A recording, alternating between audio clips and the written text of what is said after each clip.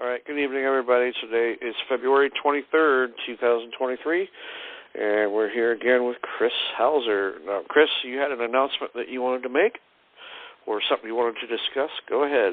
Yeah, I've been smashing on this document put together for the tax court hearing, and I came across some stuff that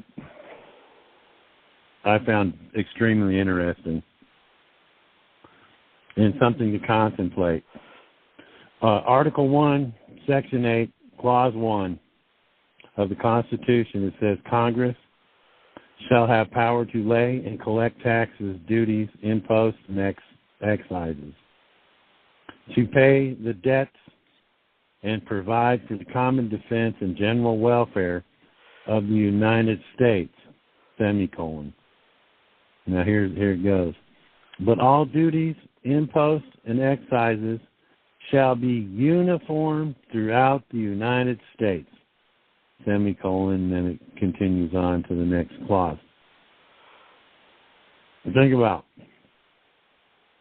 but all duties, imposts, and excises shall be uniform throughout the United States. What is it that they do that makes all their codes and statutes and all that uniform? What is it that they do to ensure that everything's uniform? They create codes. Okay? United States Code annotated. The tax code. Okay? So, I was thinking about that a couple of days ago. So I was reading that, and I got to thinking about it, and so I looked up the definition of code in Black's Law. It's a collection or compendium of laws, a complete system of positive laws, scientifically arranged and promulgated by legislative authority. That's Johnson versus Harris. All right, here's the collection of laws and constitutions made by order of the Emperor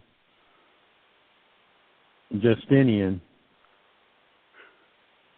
is distinguished by the appellation of the code by way of eminence. It says, see Code of Justinian. Okay? A body, here's what I'm talking about. A body of laws established by the legislative authority and intended to set forth in generalized and systematic form the principles of the entire law, whether written or unwritten, positive or customary, derived from enactment or from precedence abit, okay? It's derived from enactment, like the enactment clause. You've heard me talk about that before. They have to have it in every law, the enactment. Or from precedence abit. And as I was reading that, it goes on to say, a code is to be distinguished from a digest. The subject matter of the latter is usually reported decisions of the court or case law. But there are also digests and statutes. These consist of an ordinary collection of classifications of the existing statutes of a state or nation, while a code is promulgated as one new law covering the whole field of jurisprudence. Okay? That's the definition of code.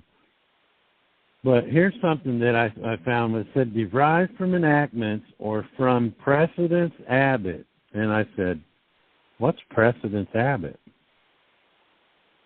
So I looked up precedence Abbott.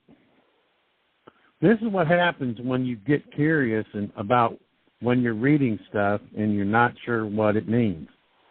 Go look it up. And then start thinking about this stuff, because it usually one thing leads to another, okay? So I did that. I Googled precedence Abbott, and I got a case. It's called Abbott Laboratories versus Gardner, 387 U.S., okay? If it's U.S., then it's a federal ruling. 136 in 1967.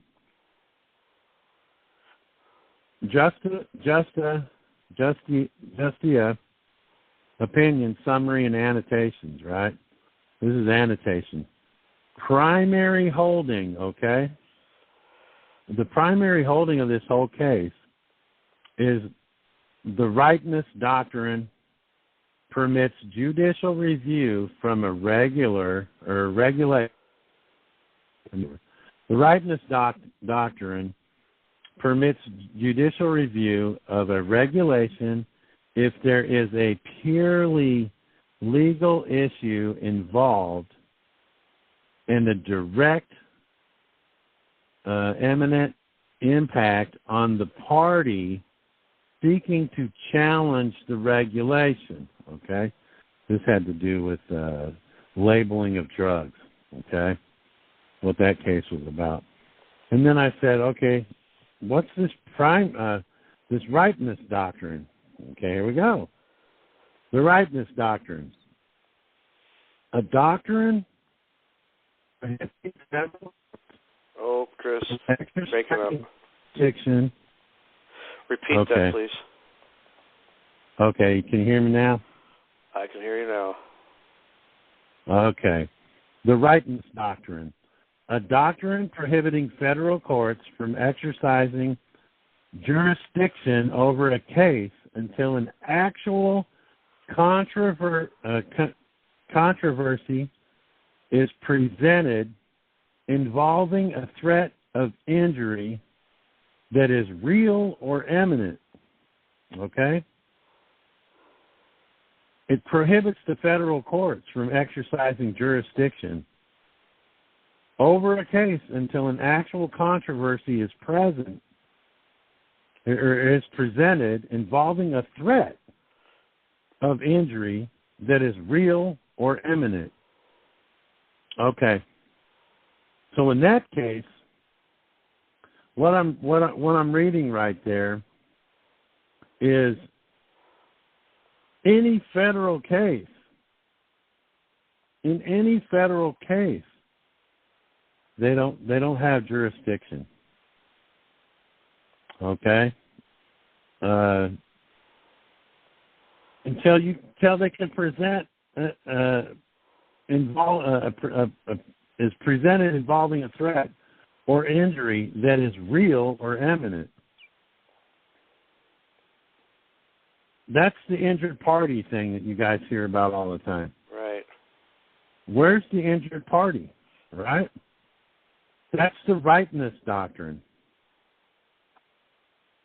If they don't have that, then they don't have jurisdiction.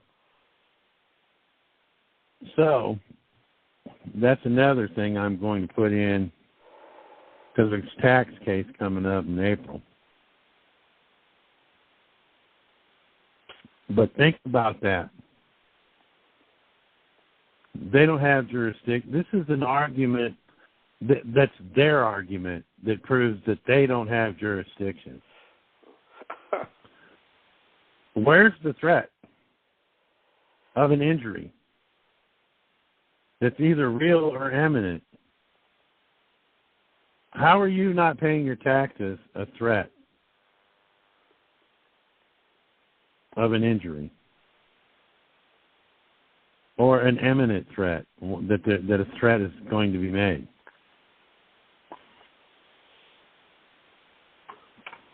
How is the state of Tennessee injured? right? In our case, in all these state cases, it's always the state of. And if you look at our argument, it's the state of Tennessee versus Ronald James Lyons, James Michael Usinger, and so on and et al. How was the state injured? They had no jurisdiction based solely on that. Now, if I beat you up, and it's Tad versus Chris, well, then there's an injury. That's what we need to think about. That's the stuff that you should argue. The ripeness doctrine, y'all, read that. It's powerful. That's what I'm going to be arguing in this upcoming case. Okay. Good work, Chris. Yeah. All right, are you ready for a question? Yeah, absolutely. Okay. Beryl. Hi, Tad. Hi, Chris. Glad to talk with you, Chris. Beryl. Yes. Your phone number doesn't work. When calling your number, it doesn't go through. Then when it did, I left a message and never heard back from you. The 509 number? Whatever number it was that you called from. That's weird. I've been getting calls. Okay. Well, okay, thank you for telling me that. Okay. Chris, this is Granny. You remember talking to me months ago? Yes, on ma'am. this call? Okay. Yes, ma'am. I never heard back from you. I spent a lot of time sending the email to you, fixing it, that you told me to send you for conditional acceptance. So that's one thing. I'll just, so you can make a note and go back and look in your email. But I also recently sent you, and the subject line is Granny Bank. I didn't know until the last call that I was on that you were doing anything with a bank like that. So I went back and looked and listened to your the call that you did, Ted, that's on YouTube about your bank. And I have a dear friend who has much. He can deposit into that bank if you're interested. And he has a particular way to get to him and, through me. So if you would please look back in your email for Granny. I'm looking at the one right now from February 17th. Okay, it says Granny Bank. All yours will come up starred. Once I star your address, all yours comes up starred. Okay. The latest one I've seen is February 17th. Okay, that's probably the one that says Granny Bank, right? Mm-hmm. Okay. No, it's conditional acceptance needed, and need a car and a home. Oh, that was it. There's about three of them right there in a row, February 18th, 17th, and yeah, those were updating the prior ones from December. But there's one that was new that says Granny Bank, and let's see if I can pull it. Yeah, I got it right here. Okay. And so if you could respond to that, and I will, we'll get to the point where if you're interested, I will three-way you with my friend. Okay. And because it's a particular situation, and if it's compatible, he has millions and millions and millions and millions, and I don't know what kind of currency your bank. Can you tell us a little bit about that? What kind of currency does this bank that you're talking about deal with? Or multiple currencies, you know, what? Actually, it'll be it's not so much currency as it is trust credits. When you buy a house, there's no currency involved. It's trust credits. Yeah. The bank, you authorize the bank to go into your trust to get trust credits for you to buy a house. You sign the loan based on that. The only time actual currency would be used is if you come to me and I get you. What I'll do is the same thing the banks will do, except what I'll do is I'll take a flat percentage off the top, and I'll loan you your own money. Then you'll 1099-C it, or I will for you, in a year's time. That's something the banks don't do. Now, when the trust credits get sent to me, your trust credits will get sent to my trust, my beneficiary trust. I'll take out my 6%, which I'm entitled to. That'll be added on. And then say the $2 million or whatever it is you're loaning, I'll send to you. Once it hits your bank, this is trust credits all the way through. Once it hits your bank, it doesn't become currency until you go in and say, I need to withdraw $1,000. Now it's currency. It's just okay. Until then, it's just an electronic transfer of funds. Trust funds, trust credits. How does one become a depositor, or I don't know if your language is the same or what, but if you can explain, how does one become use your bank? How do we become like a user of an account or have an account? I don't even know. How does one get an account to be able to do anything? Okay, let me walk this through you again. You're going to call me. Hey, this is Granny. I need $2 million.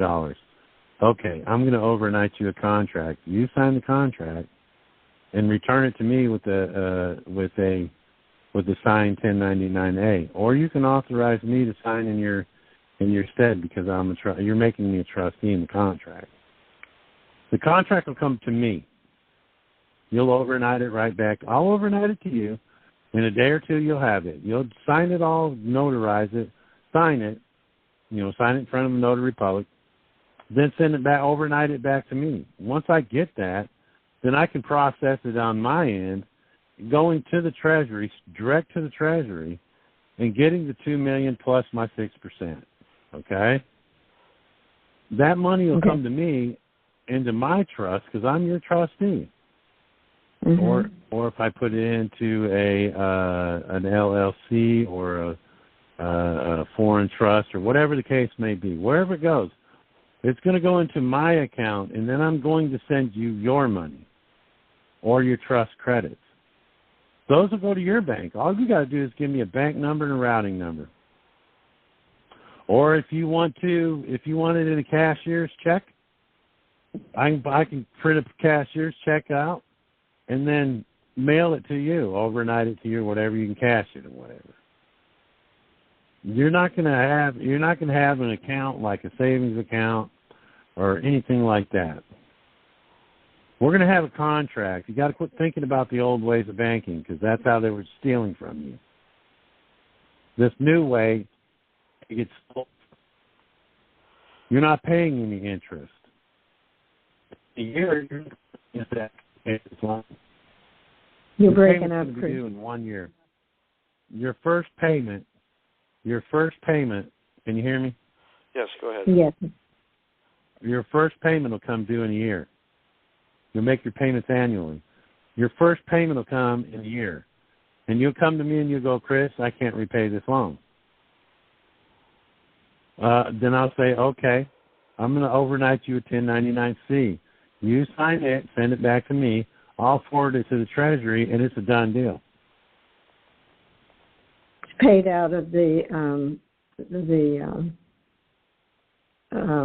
account there, right? Out of the trust account? It's going to come out of your trust. Right. Okay, it's going to go to my trust, my beneficiary trust account at my local bank or whatever. And then I'm going to transfer it to you, either electronically or I'm going to have a draft made and mail it to you, however you want it. And then it's you. It's all on you, whatever you want to do with it. Okay, so now, go ahead. Well, I was just going to say, now, if you learn to be a bank, you'll do the same thing I'm talking about. You'll do it for others. You understand? Yeah. Here's okay. So, have you ever heard of public wealth rebate notes? No, I sure haven't. Okay.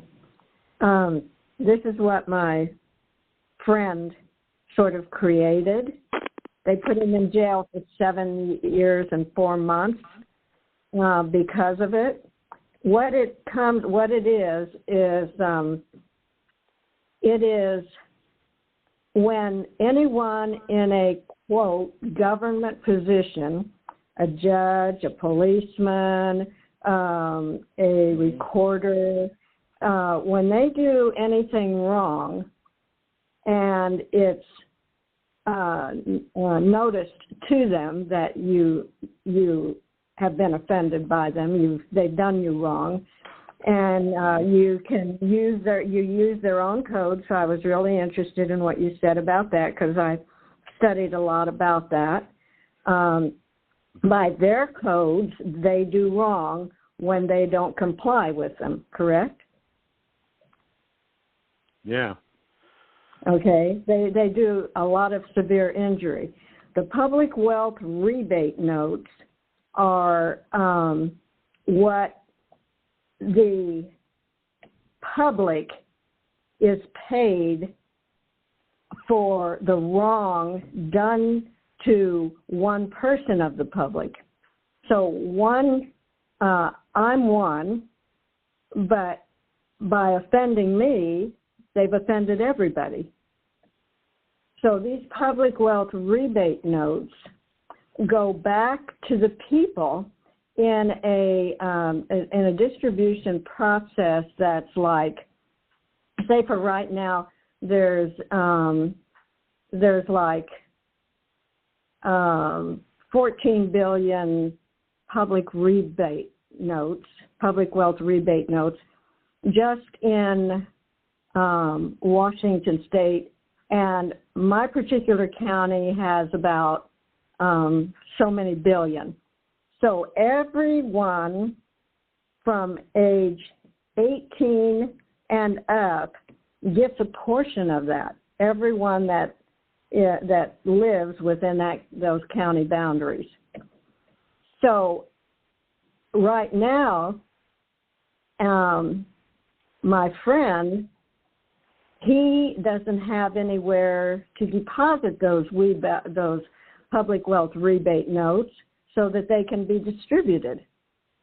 And we thought we almost had someone with one of these groups, but like I said in my email, I caught them at lies, and I stopped him right in the middle as he was getting ready to make that deposit.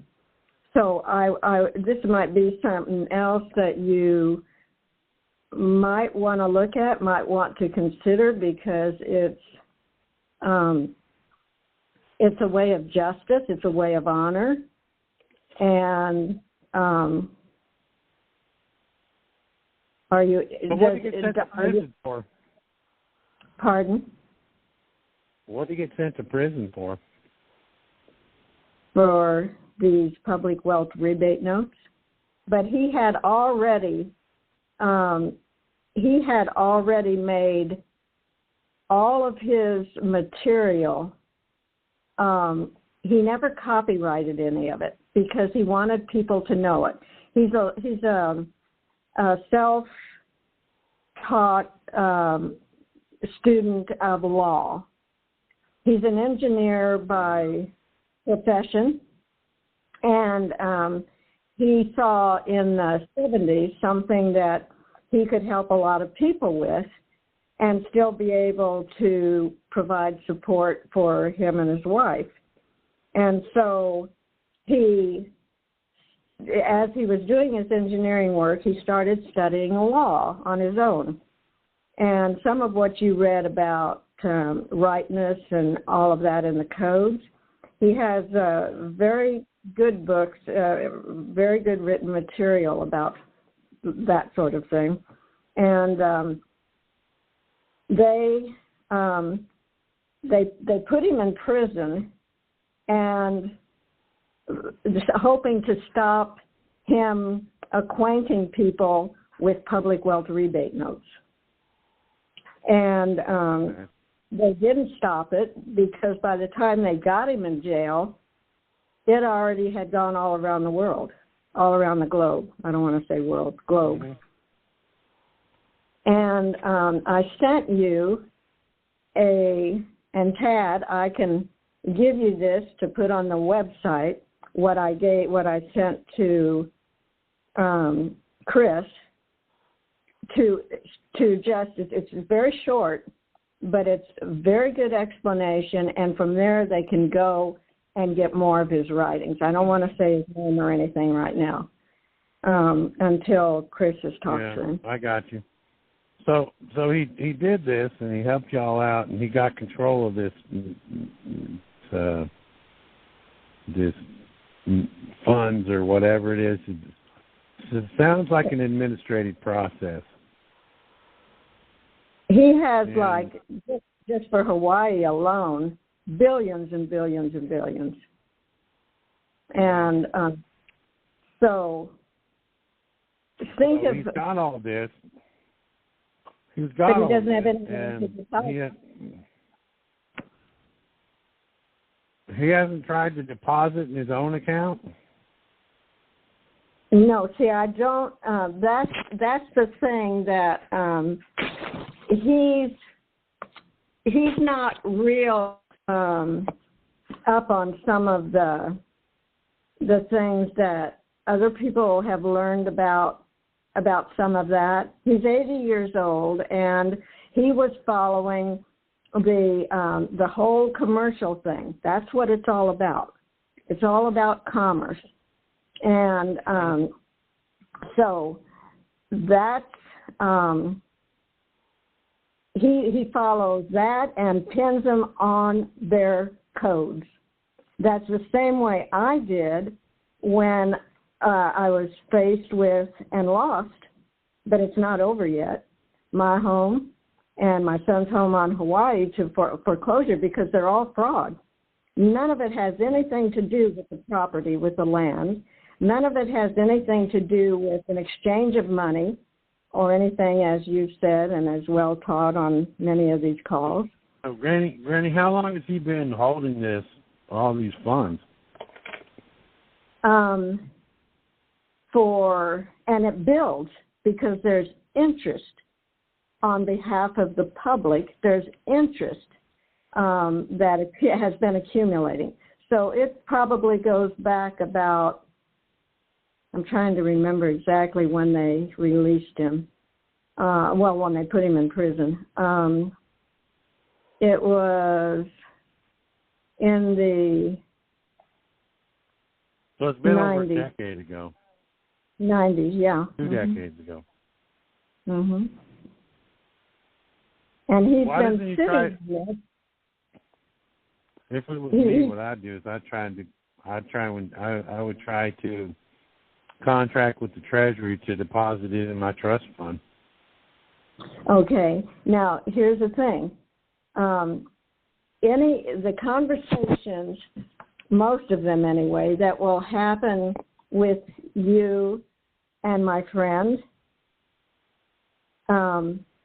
for making the connection.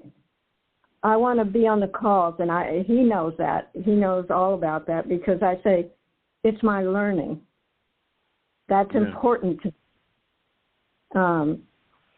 so you can give me a call and tell me if you need a place to deposit millions or billions of dollars, the best place for it would be in his trust fund, and then have him contract with the Treasury to have it deposited in his trust fund, and for that to be earmarked and set aside for him to start banking. Then he could dole out the funds to however many people are supposed to get it. Okay, so because he did not copyright anything, I mean, he's the real deal, okay? He's very genuine, and he lives in poverty. He and his wife rent a very, very small home from her son. And he doesn't have enough money to go to where I suggested that he go because he took a fall and he needs to go to a chiropractor. He needs to go to a very particular kind of chiropractor. Most chiropractors do not practice Blair chiropractic. He needs to go to one of those to save his own life. It'll cost him about $400 first visit, and Here's then what's going to happen. If he's 80 years old, he'd be lucky if he gets another 2 more decades out of this. If he dies with this, that money's gone. Yeah, that's why he's in a hurry. That's why I've been really, really, really trying to get in touch with you. And Tad can tell you. I've been. What he needs to do, Granny, is monetize what he's got. Create an assignment agreement with the Treasury, with Janet Yellen, and then send it in a contract to Janet Yellen for it to be deposited in his trust fund and to be earmarked for distribution to the public who deserve it. That's about the simplest way I can think of doing it. Okay, but he better get on it if he's 80 years old. Well, we've been trying to get on it, but we're not getting any callbacks. So this is the problem. The people that if it was me, Granny, if it was me, I'd monetize it. I'd send it on to the Treasury. Okay, but he needs to talk to you. That trust fund was designed to hold billions of dollars. Okay. Can you see? Each day we talk. Have you heard from him yet? Have you heard from him yet? No, I haven't yet. No, I haven't not yet. I'm still waiting to hear from my friend Tad, and I'm waiting to hear from my friend Chris, and each day. All right, no, I Granny. haven't heard from him. You got it? All right, Granny. So, I'll look at everything you got, and I'll get back with you in the next couple of days. Okay? There we go. All right, so Beryl, we got to move on. Yeah, thank you very much. Thank you. God bless. Okay, 760 right, area code. You're next.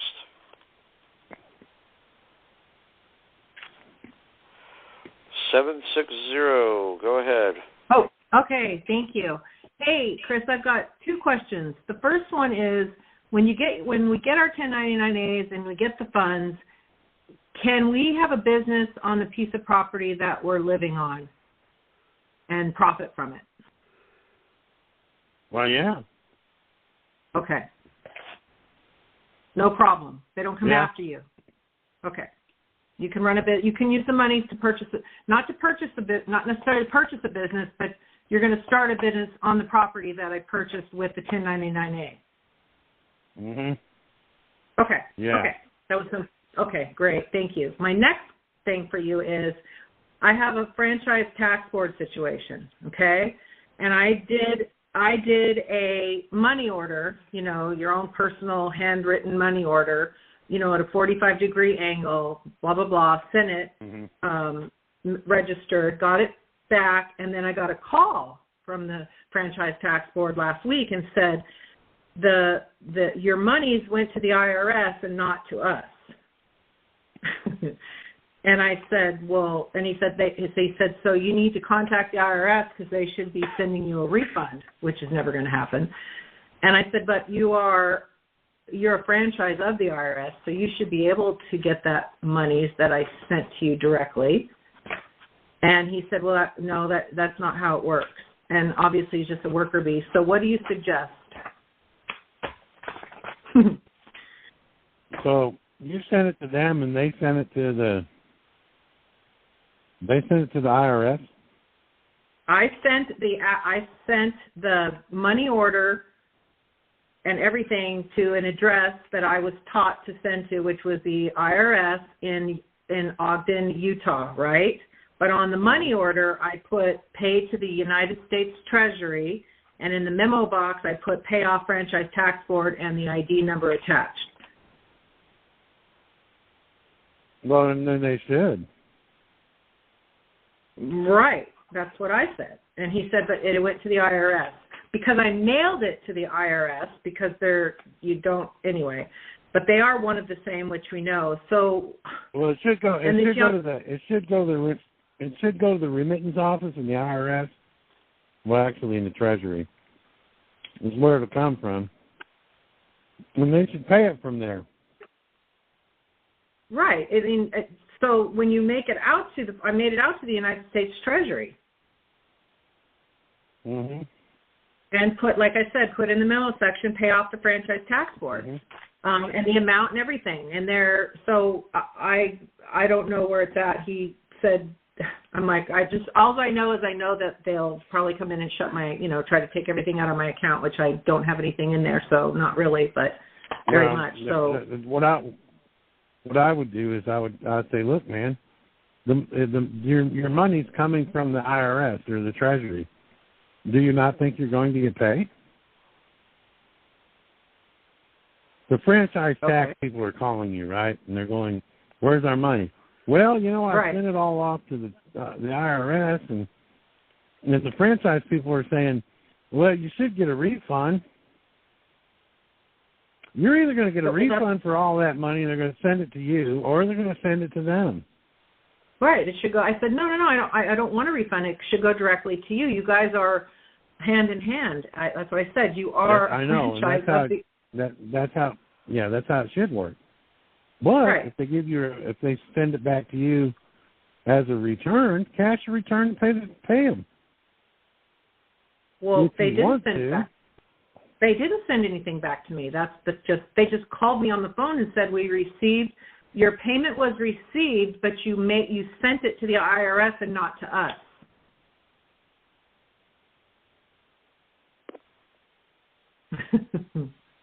They're waiting. Yeah, they're waiting just like you are for the IRS to do the job. Okay. That's what I would tell them if they called back. Look, man, you know as well as I do, the IRS has got the money. Right. You've heard it yourself. You said you called me and told me that I sent the funds to the IRS. Yeah. Well, they should be paying you. That's what it says in the memo. Right. Okay. So paying you for and they're telling you to pay them for a freaking gift. Mhm. Right. Exactly. I started the whole call out tonight with how I'm going to beat the tax court. I know you did, and I appreciate that.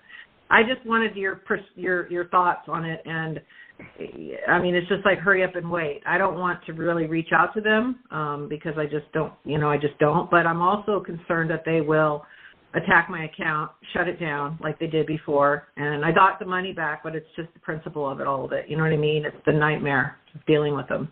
Yeah. Yeah, so, that's the government. Yeah, I know.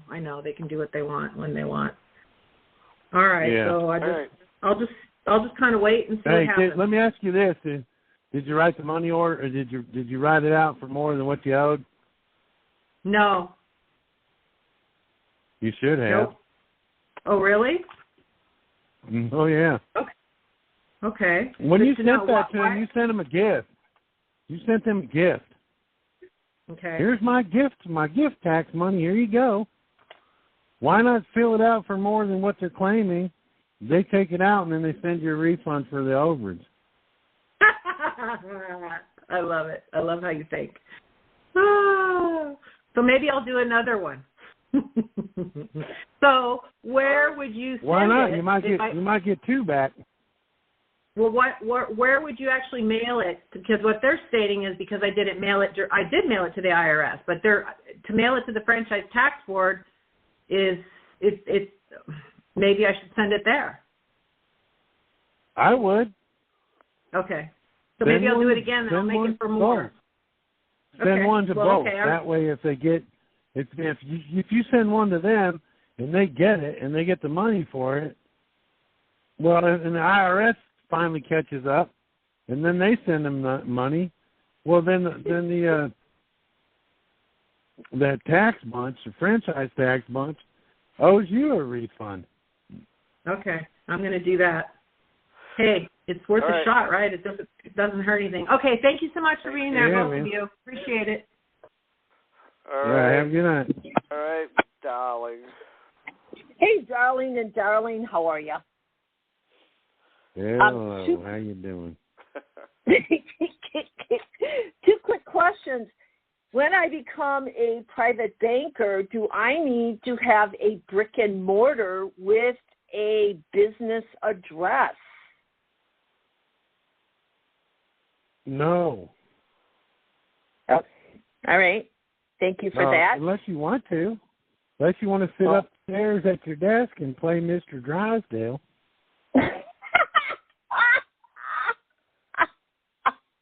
Thank you. You can do it. No. These days you can do it all from your cell phone. Okay. All right. Thank you. Then my next question is, please, could you go over that terminology when there's no harm or injury? What's that term again? That's the ripened doctrine. Okay. Ripened doctrine. Yeah, like a fruit is ripe. Actually, it's the ripeness. Ripeness. Okay. RIPENESS doctrine. Ripeness doctrine. It's a doctrine prohibiting federal courts. I'll read it again. It's a doctrine prohibiting federal courts from exercising jurisdiction over a case until an actual controversy is presented involving a threat of injury that is real or imminent.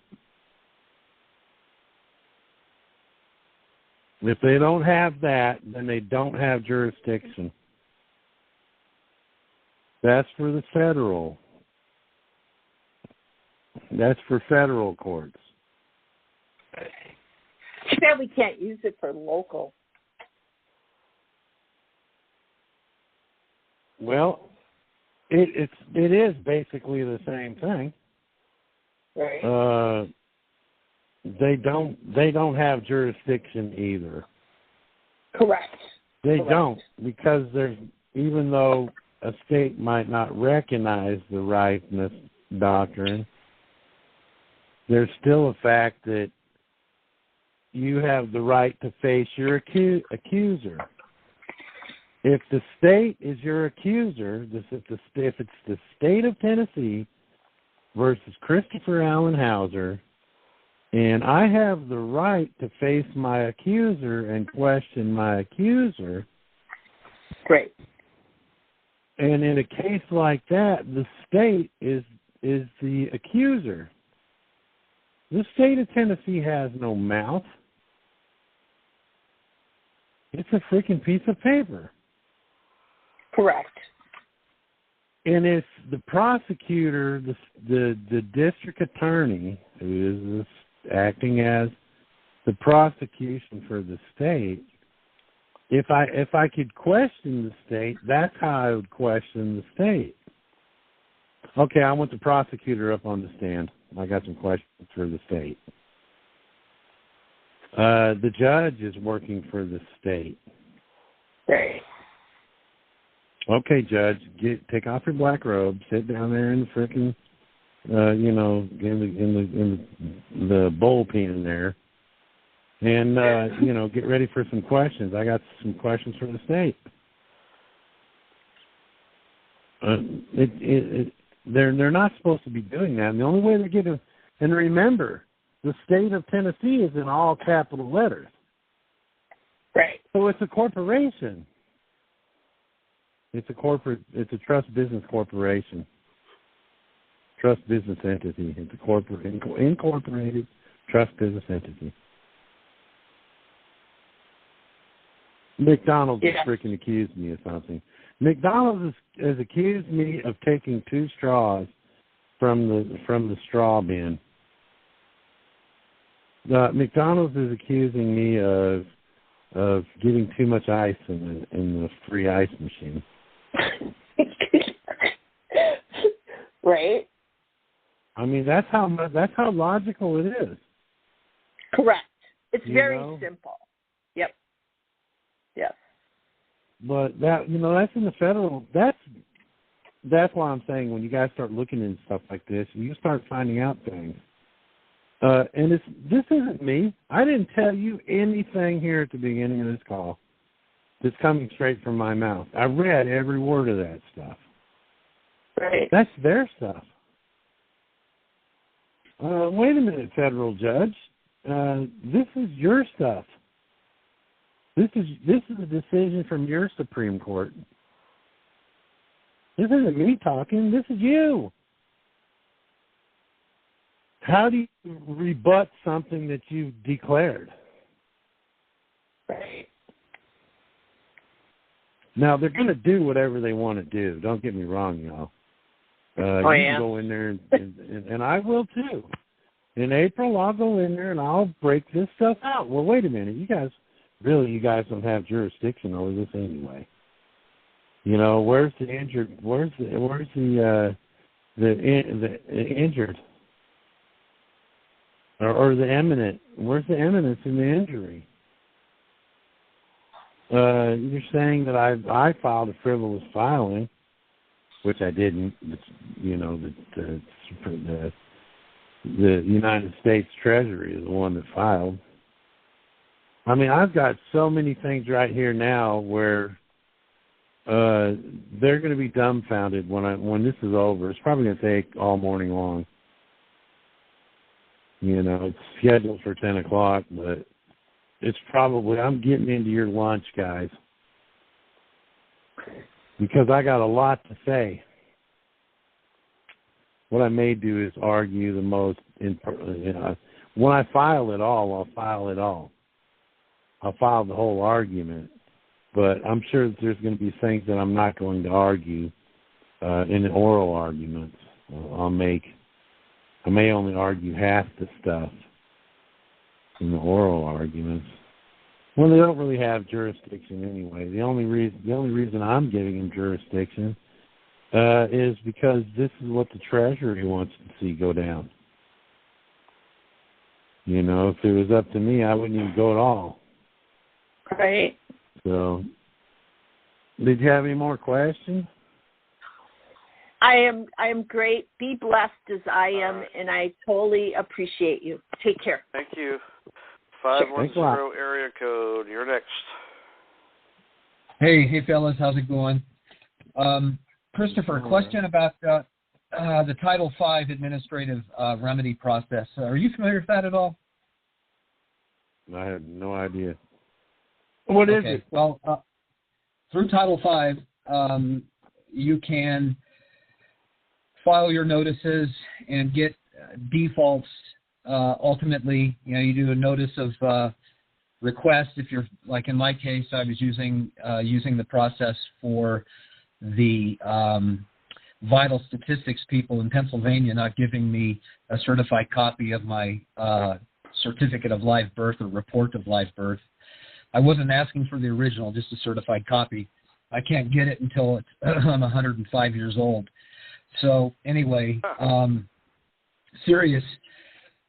And they're saying it's not available to the public. I went through the whole thing. I'm not a public.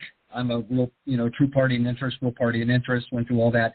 So I got them to default, and that's when I came across your process, the conditional acceptance, which I think is so much cooler than using the Title V because it's expensive. You have to use notaries all over the place on all of the documents.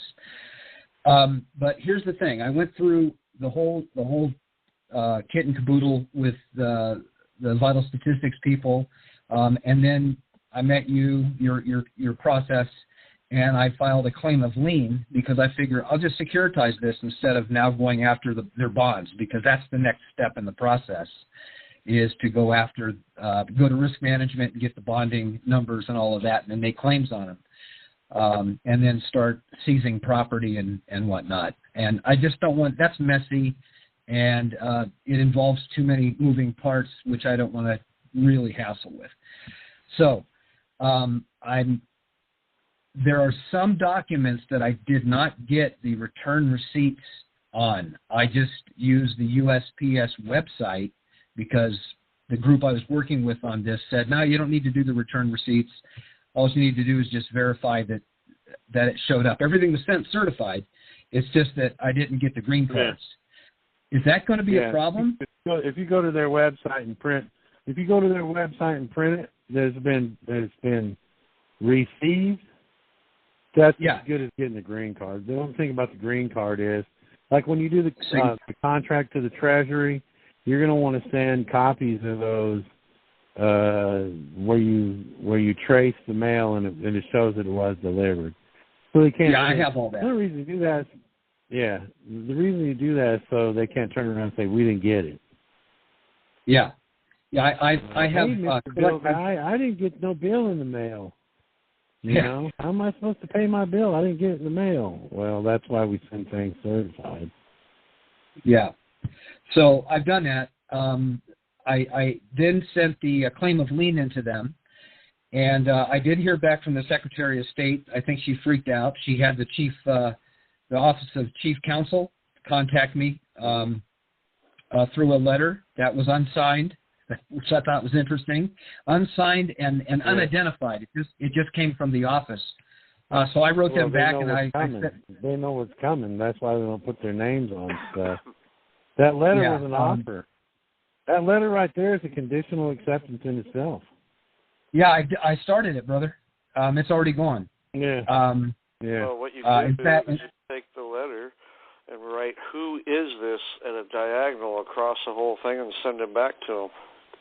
No, I don't want to get into that. I'd rather just securitize it. I hear you. If it was an IRS thing, I'd probably refuse it for cause and send it back. But I'm interested in making them pucker a little bit.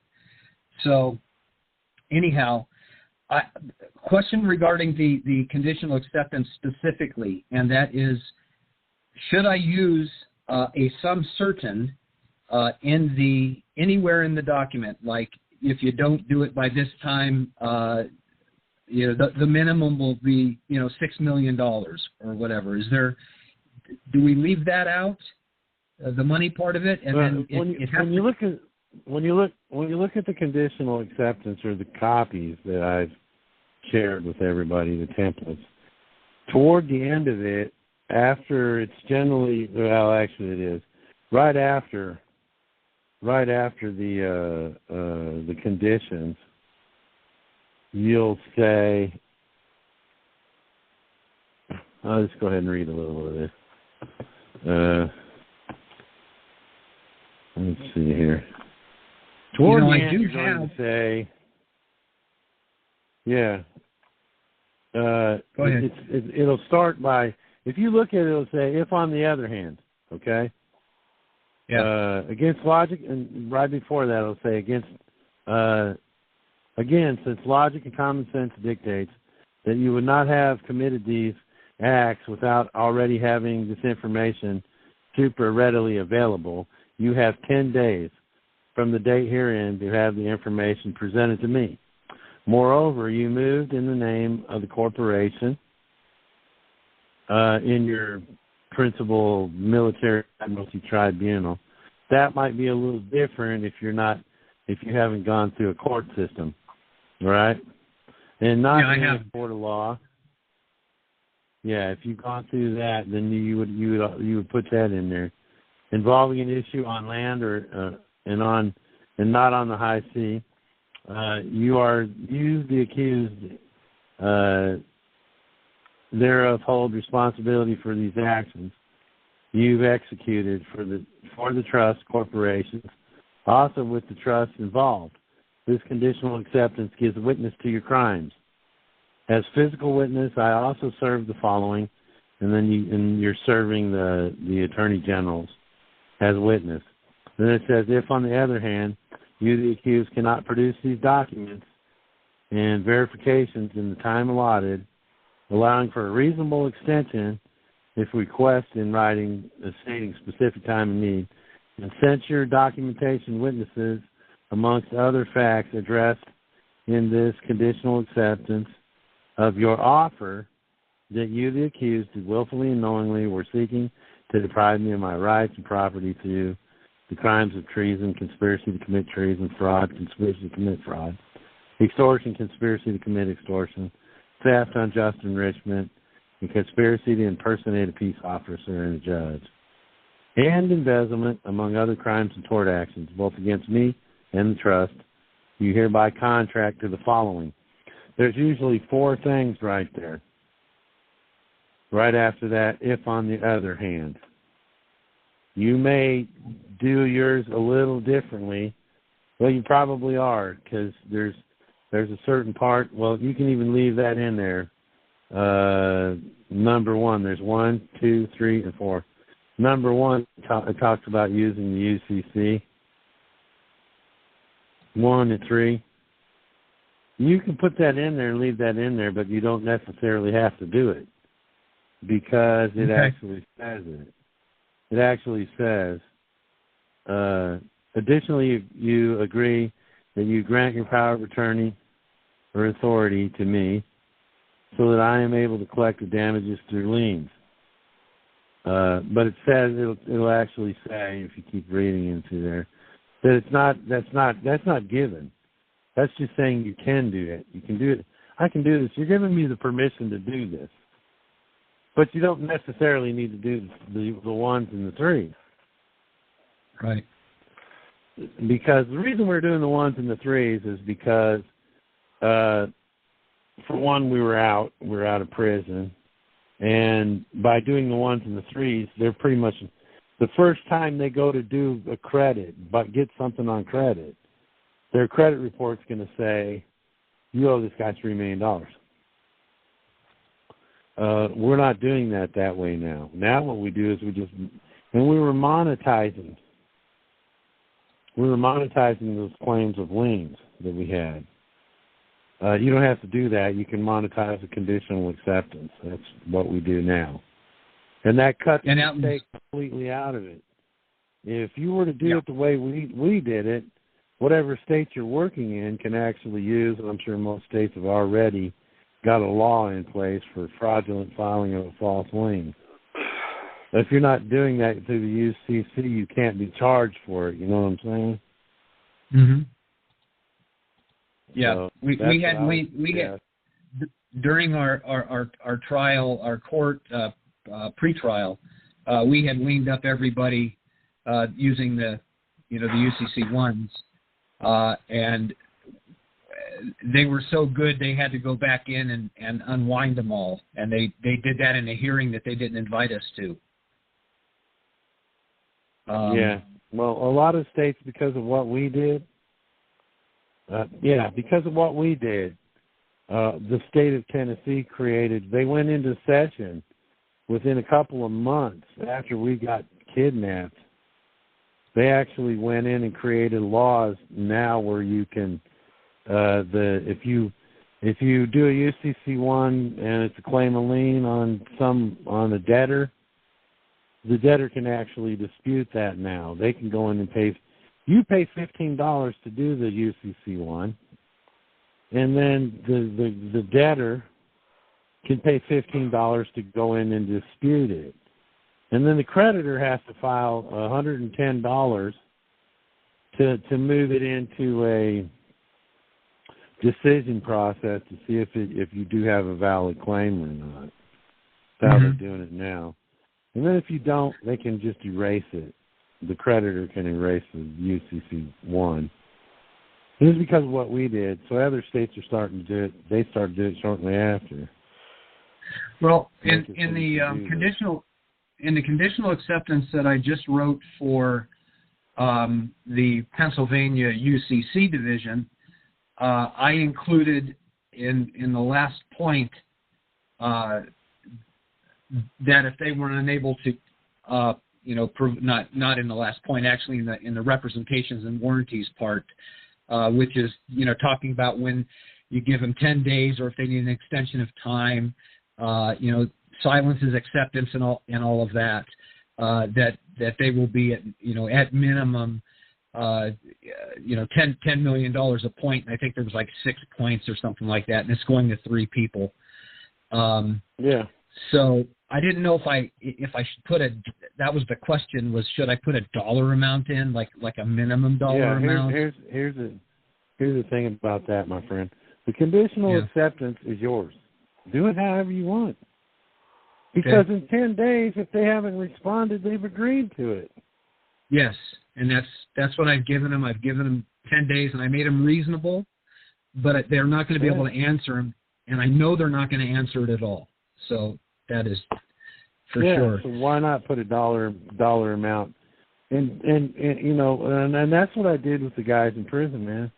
I'd say, look, they're your conditions. I would suggest using, these 8 right here, or these 10 right here that I use, that they can't do. They just can't do it. They could, but they're going to have a hard time. Probably not going to be able to do it in 10 days, which means they're going to ask for an extension of time. But they don't, and they agree to it. They're going to contractually agree to it. So do whatever you want. Put whatever kind of conditions you want, and charge them whatever you want. So with the vital statistics people, in my notice of default is where I laid out the per count money damage, the tort, and then I sent an affidavit along with that default of kind of recapping all that had gone on. What am I sending to the Treasury? Am I sending the entire packet, or am I just sending the notice of default with the claim of lien? Or am I sending everything that I've done from the day that I started corresponding with them? This is what I would do. If you send them a conditional acceptance, you're going to explain in the facts all that other stuff you just claimed, right? Yeah. You know what I'm saying? All this other, yes. I sent them. On this day, I sent them a default, and along with that, I sent them this, and they're going to contractually agree that they got it, and it was received when I got my green card back. You know what I mean? Yeah. Okay. So you're saying to do the make copies. You can make copies of that stuff and call them Exhibit A, B, and C, and put them to the back. But you're going to monetize the conditional acceptance. Okay. I would. Why not take all this stuff, make copies, and keep the copies yourself. Send the originals. Right. Any exhibit that you send to the Treasury in the contract needs to be the original. Keep the copy for yourself. Right. And when this is all settled, they're going to send you your stuff back, man. There's people now that are getting their green cards back that they sent to the Treasury in the contract. They're actually taking the people's green cards out. You served 8 people a conditional acceptance. You got 8 green cards that are wet signature cards. and you send them to the Treasury in the contract, and once the Treasury settles their deal, they're going to send you back the signed, the wet signatures, green cards. Okay, so what I understand you're telling me is that I should do a conditional acceptance of everything that I've done in the Title V process. Make that the thing that I send to the Treasury. Yeah. Okay. Yeah. Okay. That makes sense. And include the masters as copies, as attachments. Yeah. Okay, that's not a problem. As you're doing the conditional acceptance and you're stating the facts, you're going to state the fact. Oh, well, I sent them this document, and I sent them this document here was returned. You're just going to, in the facts, you're going to say, this is what I did, A, B, C, D, E, F, G. Yeah, see that I did that when I sent the notice of default. I had the affidavit that attached to it that recounted everything that I had done up to the point of the default. Now I can do the conditional acceptance and add the additional. Yeah. I added the notice of default and the claim of lien. Just by mentioning them in your facts, you can. As soon as you mention them in your facts, you can say Exhibit A. See Exhibit A. Put it in brackets. See Exhibit A. And then mention something else. See Exhibit B. And put those all behind the conditional acceptance. The last page, and back of the last page of the conditional acceptance is what you'll monetize. The conditional acceptance, not the claim of lien? No. Because I thought the claim of lien, if I was watching the video correctly, it was the claim of lien that was. Yeah, that's what we did in 2015 and 16 when we created the UCC 1s and 3s. Yeah. Instead of doing the assignment agreement, we did the UCC 3, which is an assignment. We did the UCC 1, and then we did the UCC 1. That's a claim of lien. And then we took the number from that document and we attached it to the UCC 3, which was an assignment to the Treasury. Right? Mm-hmm. So that claim of lien had to be monetized. The UCC 1s were getting monetized. You don't have to do that because you can monetize all those UCC 1 filings you did, or you can state them in the conditional acceptance. I did these claim of liens. Boom. Put them into the body of the facts, the Exhibit J, Exhibit T, whatever. Yeah. And then, so the conditional acceptance. To monetize the back of the conditional acceptance. Okay. The last page of the conditional acceptance you will sign notarized. You'll take it somewhere. You only have to take the back page. That's all they're going to need to see. That's the one that you're going to wet signature. Have that notarized. Okay. The very back of that page is where you're going to monetize. You'll monetize that. Okay. All right. Now, so the claim of lien is a claim of lien is when we were doing the claim of liens, that was the underlying security agreement. The conditional acceptance itself is an underlying security agreement, so there's no need to do the claim of liens. But you have it done. You've already got yours done, so add them into the conditional acceptance by making them exhibits and send them along with them. Okay. Is there a certain way that this goes to the Treasury? I was listening today to the conditional acceptance class, the course on legal IBIS, and which I finished by the way today. And there was a certain order that the attachments were put together. That they didn't go at the back, but they went in the body between the page where it's mentioned the attachment C, attachment A, and then it's behind the page that reference. You can do that. You can do that if you want, but it's a lot easier to keep all the attachments together in the back. Okay, just like a legal pleading then. Okay. Yeah, absolutely. All right. Fabulous. And just so you know, I'm working with Lavely on the GSA bond, and I've got a bunch of stuff ordered for that. Last question, sorry, Tad. Last question is regarding trademarking of the name. Do you find that to be necessary? I did it in 2012. I did all that, went through all that process. It won't hurt. It won't hurt. Okay, it's not copywriting, now, but trademarking. Yeah, that's what I'm talking about. Okay. Yeah, I did the trademarking thing back in 2012. Did you state and I've federal? got it. I've got it on file. I've got it all. I went down and I put in the public record. There's a lot of different things you can do. You can authenticate the birth certificate, and you can do the assumed name. I would probably do the assumed name and not even worry about a copywriting it.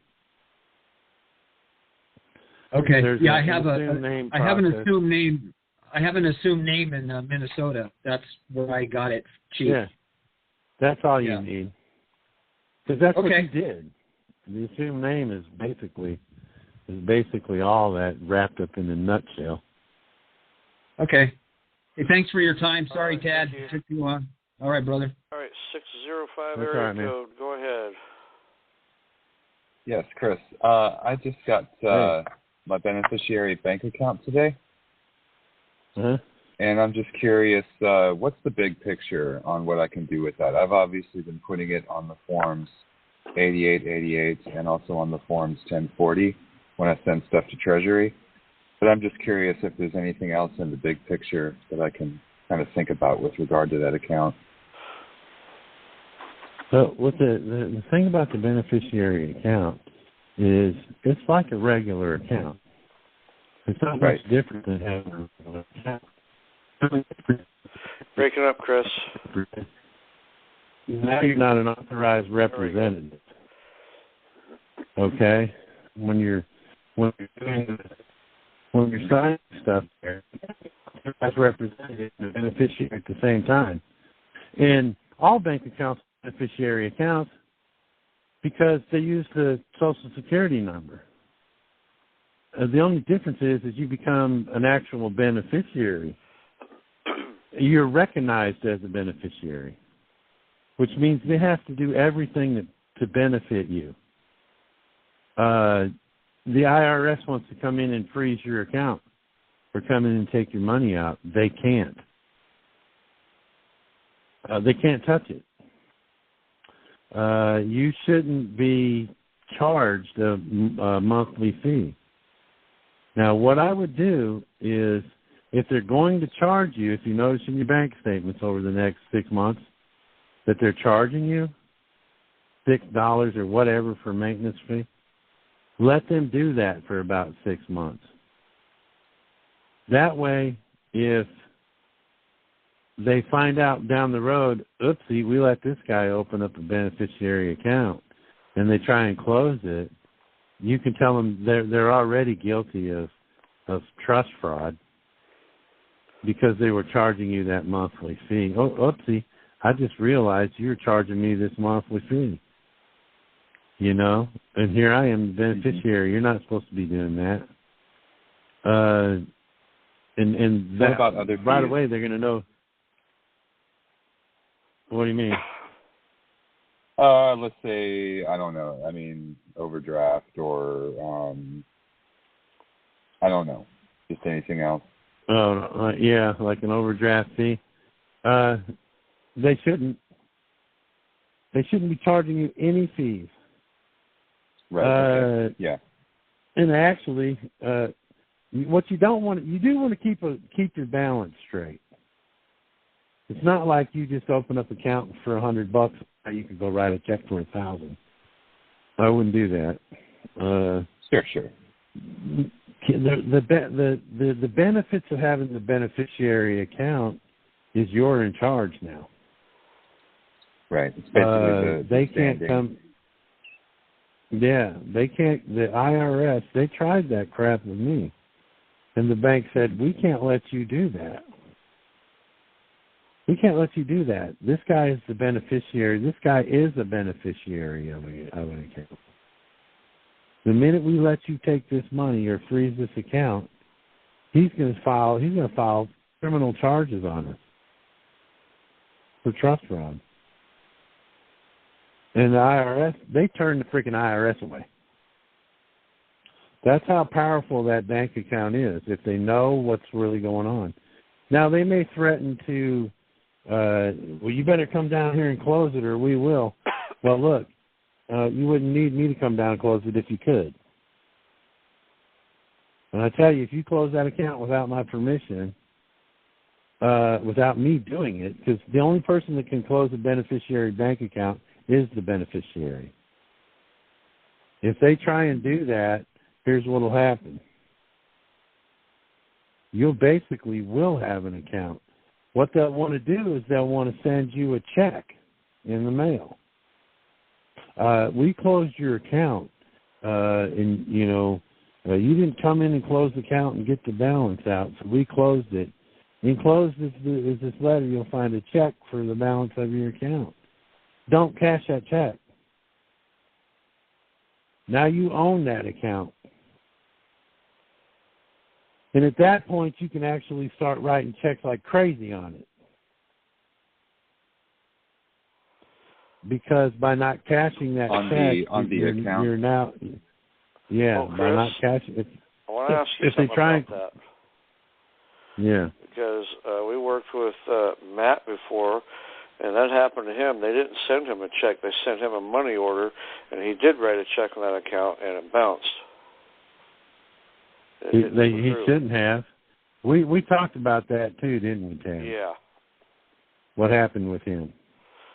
I think he threw his hands and up. He was pretty upset about the whole thing.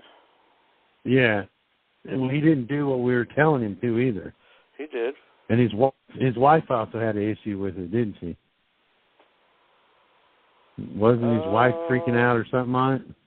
I don't recall the details. I just know that it did not go quite the way that was described. Yeah, well, don't do it. You don't have to write checks or anything like that on it. What I would do if they attempt to close it is go and put money in it. Go down there and put more money in it. Oh, well, we sent you a check. Why didn't you? That account is closed. No, that account isn't closed. Do you owe me money?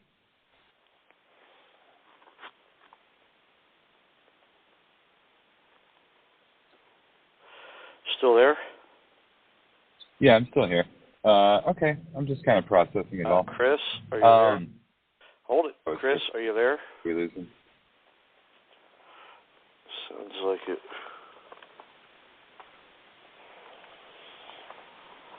Hold on. Well, hey, just real quick, Tad, no, can I ask not you real something? Quick. Hold on. I got to get Chris on the line. Hold on. Okay, just asking.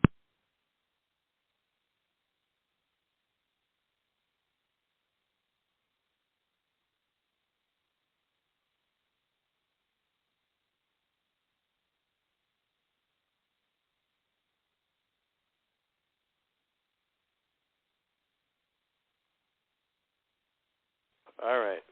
He's back.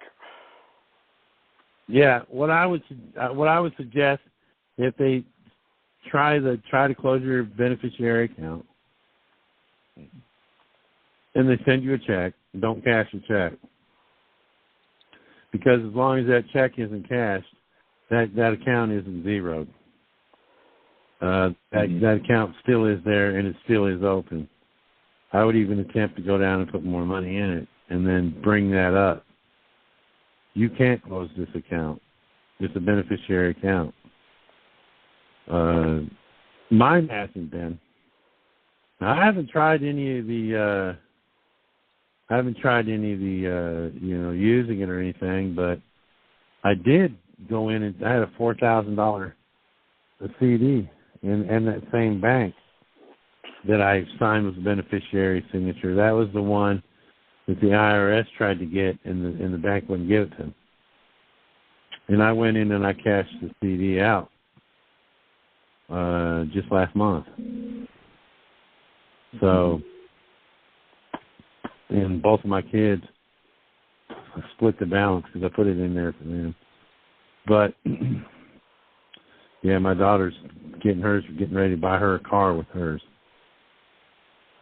Or at least put a down payment down on one, I guess. And then Dad will make the rest of the payments, I reckon. Or Mom. But that's what I would do. The beneficiary account, here's another thing, too. I'm going to use my beneficiary account when I start banking. This bank's going to be happy they didn't close, that I fought to not get the account closed.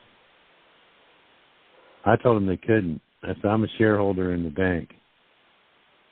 I own part of this bank. And that money's still in the account. We never cashed a check.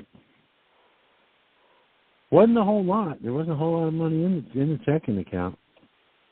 There was an ATM. There was a checking account without checks. Just the ATM card. So, yeah, that's what I would suggest to do with that. When this money starts coming in from the private banking side. Hang on a sec. Caller, are you still there? Yeah, I'm still here. Oh, okay. Just wanted to make sure. Go ahead. Yeah. I'm going to use. Yeah, it's First Bank of Tennessee. First Tennessee State Bank is what it is. I'm going to use it for all these credit, trust credit transfers too. It's gonna blow their mind. It's gonna go from, $30-$40 to a couple of million every other day. Very cool. Let me ask you one other quick question on remittance and coupon processes. I've done them different ways before. I think where I've sent them to Treasury or IRS. Do you still consider it best to send them to the CEO? Yeah, you can send them to the CEO. There's been a lot of people take that process there and send them to different places. Like with the credit cards, they're sending them, There's an actual, when you look at the statement, there's an actual place that you can send a full payment to. And that's, people are sending them there. And they're getting them paid out. I talked to one guy here just recently, did it with a $4,000 credit card, and they discharged they cleared the debt or zeroed the account. They canceled the credit card, and then they sent him a new one. They were sending him a new card with a higher balance. Oh, really? It's like I got I'm getting twice as much credit limit now. So yeah, when you read the bank or the credit card statement you get every month, there's an address on there in the fine print. It shows you where to send it if you're making a full payment. A lot of people seem to be having success with it that way. Mm-hmm. Cool. And then I wanted to just say what you were touching on at the beginning with the basically like looking for the claimant in the matter. I think you were talking about IRS, but that it could apply to other court cases. Am I hearing that correctly? Yeah. The ripeness doctrine is for federal court cases. So I was going to say I've basically kind of been. Right.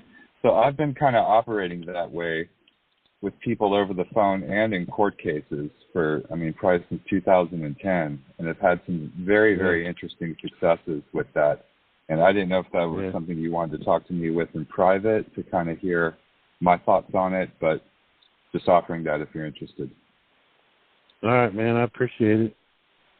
Maybe in a month or two, or probably 3, because, yeah, man, I've been crazy busy.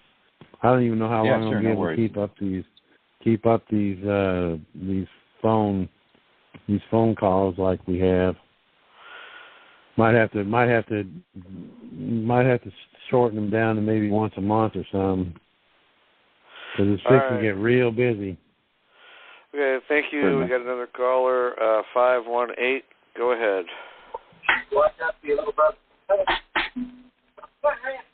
518 area code. Go ahead. 218. Greenfield, New York. 518. Okay. 229 area code. Go ahead.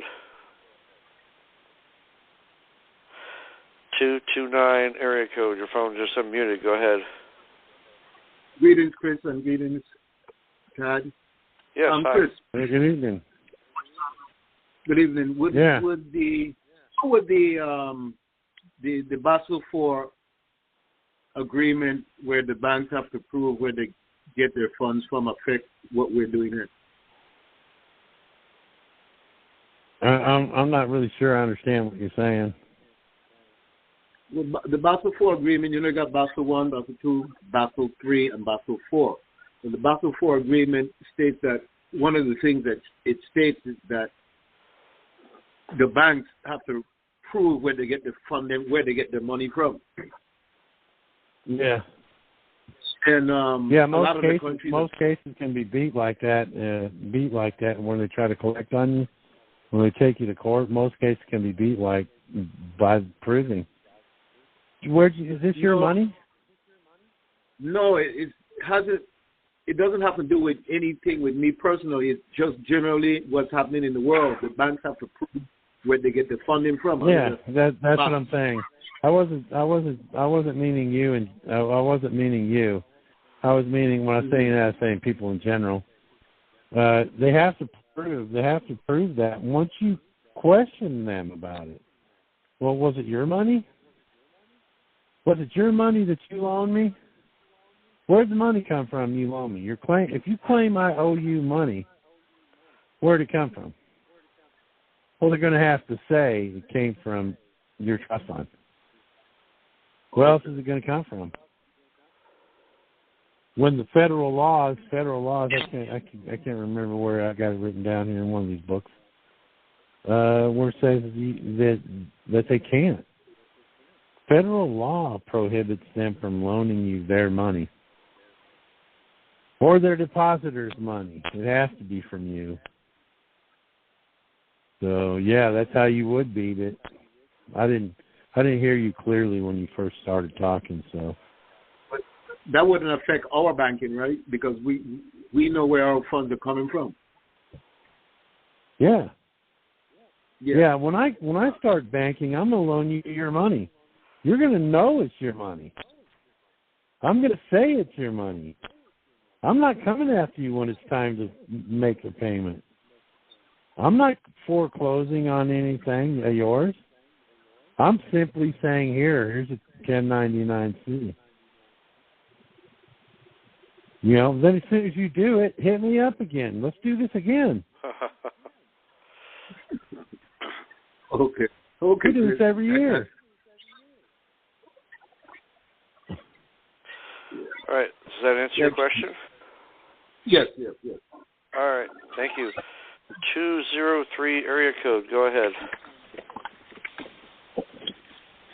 Hello? Go ahead. Is this Chris? Yes, go ahead. Hey, Chris, man. How you doing, my guy, man? I'm so happy that I got through, man. Man, I tell you, man, I've been on this mission since last April, man. I fell in the rabbit hole, and I found myself in a challenging world, man. But man, I'm just so glad that I got through, man. I got some questions, man, and I just want to say, man, thank you for taking my call, man. And I can't believe I got through. This is incredible. So, first of all, I just want to ask you, what requirements do I need to have to be able to get in on that loan stuff? Is there anything that I have to do to be,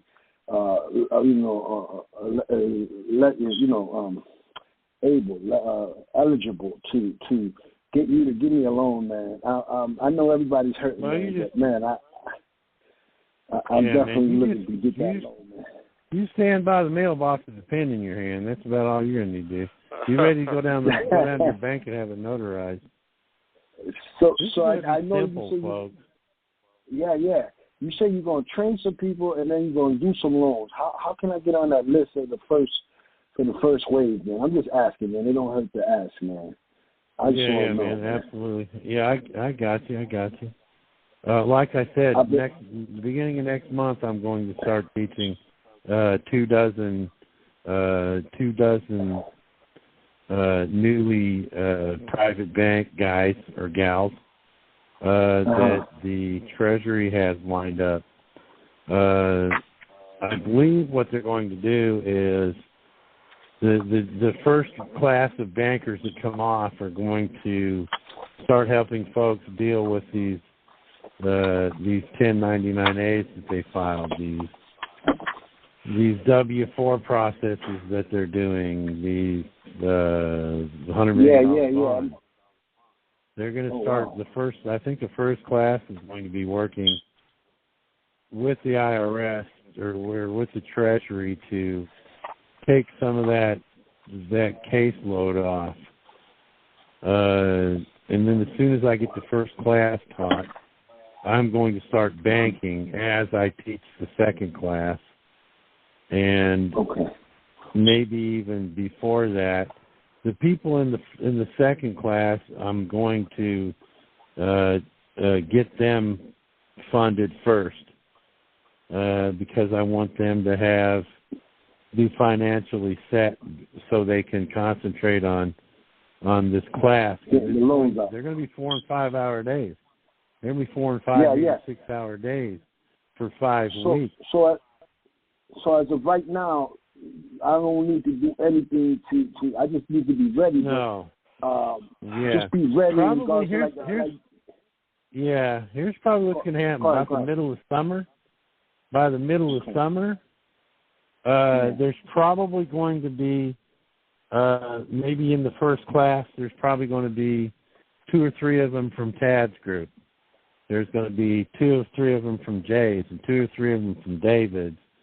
The different groups, the study groups, and the phone groups that I get on do these conference calls with. And then what will happen is, more than likely, by the time you're ready to get you some funds, it's going to be somebody in one of the groups you're coming to. So I'm coming right now. Here. Okay, so this is Tad's group with this phone call stuff right here? Yeah. Say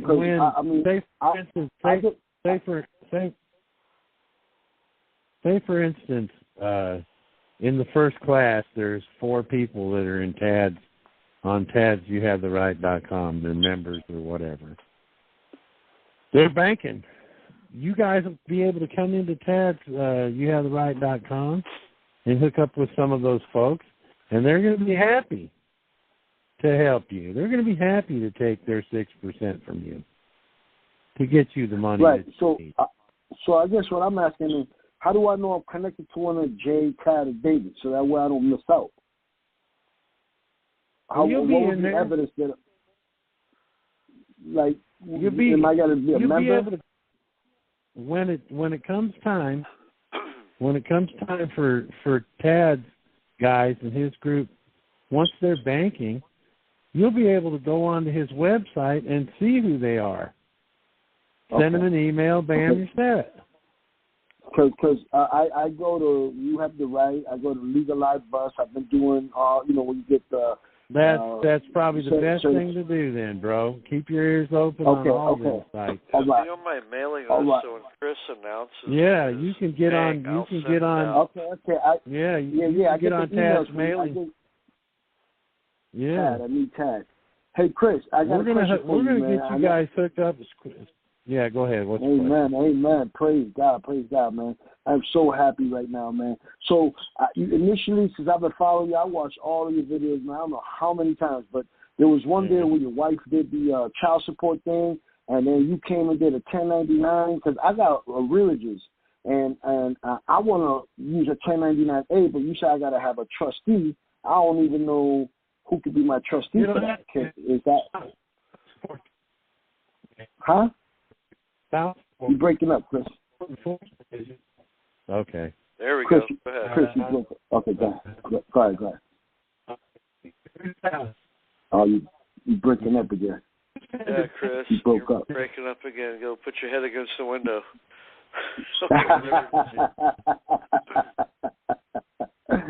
Yeah, go ahead, Chris. Say that again, because I missed the whole thing. Do you get... Oh, that's the devil. He don't want me to hear the truth. He trying to... Chris? Hello? Chris? Dang it. Can you hear me now? Yes. I can hear you, Chris. I can hear you. Okay. Hey, so here's how this works, man. If you got, do you get from child support? Huh? You get child support every month. Yearly? Yeah, I got a court order. I got a court order in place, and I haven't been working for almost 2 years, and it went up to $24,000, man. And she trying to, trying to say, oh, you don't pay any child support, I'm gonna take you back to court. I don't want to go back to the system. I just want to alleviate some of this debt, man. $24,000 over my head, man. And I heard you could do a 1099A, and you could even get back all that money I paid. I got all the payments that I did in the last 10 years. It was like $50,000 I paid, and they said I could get that back too. I don't know about getting it back, but what you could do is settle. You can settle the debt if you call your child support enforcement in your state. Okay. Call enforcement. Yeah, call your child support enforcement. It's usually Department of Human Services Child Support Enforcement. You call them and say, look, I want to pay my arrearages in full, but what I need is a statement with a detachable coupon on it. I need that sent to detachable coupon. I need that sent to my address. Okay. And if they ask you what you need it for, tell them it's for your records. It's for your records. I need it for my records. They will send you a statement with a coupon that you can detach. Okay. You can monetize that coupon and send it back to them. You can also send them a 1099A. That's what I was doing. Do it with the remittance letter. Okay. Remittance letter. They're on Tad's site. Tad's got a copy of what a remittance letter looks like. What Tad's site is? You have the right. You have the right. Yeah. Correct. Okay. Yeah, he has. So remittance he has letters them on Tad's. He has templates on there that you can look at and write your own with, and then send that to them. Say, here's. I'm going to pay you twice. I'm going to give you a 1099A for the whole amount, and I'm going to give you a coupon for the whole amount. Okay. I want to settle this matter. So do I fill out the 1099A myself? Because you said I don't need a trustee to do that? Yeah. Okay. You can fill out. So when I fill out 1099, you can fill out 1099As all day long. You're not the one that's going to actually process it. Child support enforcement is your trustee. And they know how to do that because they have your Social Security number. They are your trustee. All right. So I do fill out the red. So do I fill out the red scannable sheet? All three of those? Yeah. The A, B, and C, or just the A? Because I'm a handwrite that, right? Yeah.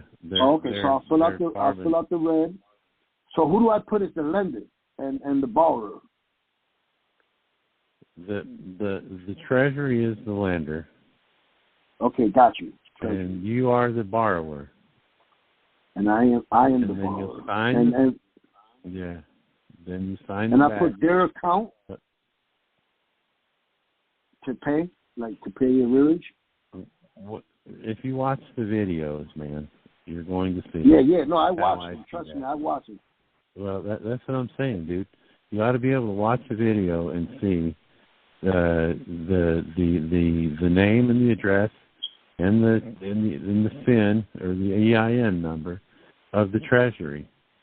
Fill it in. Okay. Do the same thing with the borrower. And you said Remember, I'm the borrower. You're the borrower. Yes, you're the borrower. Always. Okay. I don't care what all these other guys are trying to tell you. Okay, good. Do not make yourself the borrower. Or do not make yourself the lender. The Treasury is always the lender. Okay, got you. Treasury's the lender, I'm the borrower. And I put the child support. Every 1099A you'll ever do. Awesome. No. So no. Look, where do I put the child support? The TIN number. No, I mean their account number, so it's the paying one, man. I'm sorry. At the bottom, yeah, right? You can account put number, down in the lower bottom. Right. Yeah, you can put the account, the child support account number down there in the lower left-hand corner. Excellent, because they don't know who to pay. Yeah. Okay. They're gonna. The description's going to say child support arrears for child support arrearages. Chris. Hello? Yeah. Chris? Yes. Hello? Oh, there it goes. Okay. Oh, I got you. No, they're going to know because I'm going to put it in the description. I put their account number because I got their EIN number so that they could pay them. So basically, I'm going to mail it to the Treasury, and then is that who I'm mailing it to? No. Who am I mailing the 1099 to? Okay, done. Okay. Done. I'm going to mail it to them. I'm going to sign it, lender, borrower, put the description, and send it to the child support, let them execute the rest of the procedure, and then I'll eventually get something back from them. Is that the case? Chris, are you there? Okay. Yes, Chris, you there? Hold on. Okay, hold on. Give me just a moment here. I got it. Is that you beeping, by the way? No, not me. I'm not beeping. Chris, are you there? Hold on. Yes. Oh, crap. Chris, Hold on. I can't believe this. I actually made it to Chris's phone call. What an awesome moment.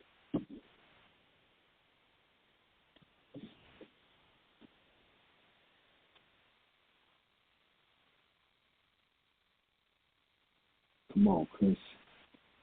Come back. All right. Okay, we're back. Are you there? Yes. I'm here, bro. Listen to me very carefully. Listen to me very carefully, okay? Don't say nothing. Gotcha. When you fill out the 1099A, the borrower is going to be you. The Treasury is going to be the lender. Down in the lower left-hand corner, you're going to put the account number that child support uses. And that's the only thing you're going to put on there that has anything to do with child support. Then the amount, the date, and the description. Now listen to me. You're also going to get this letter from child support that has the statement, that has the coupon on it.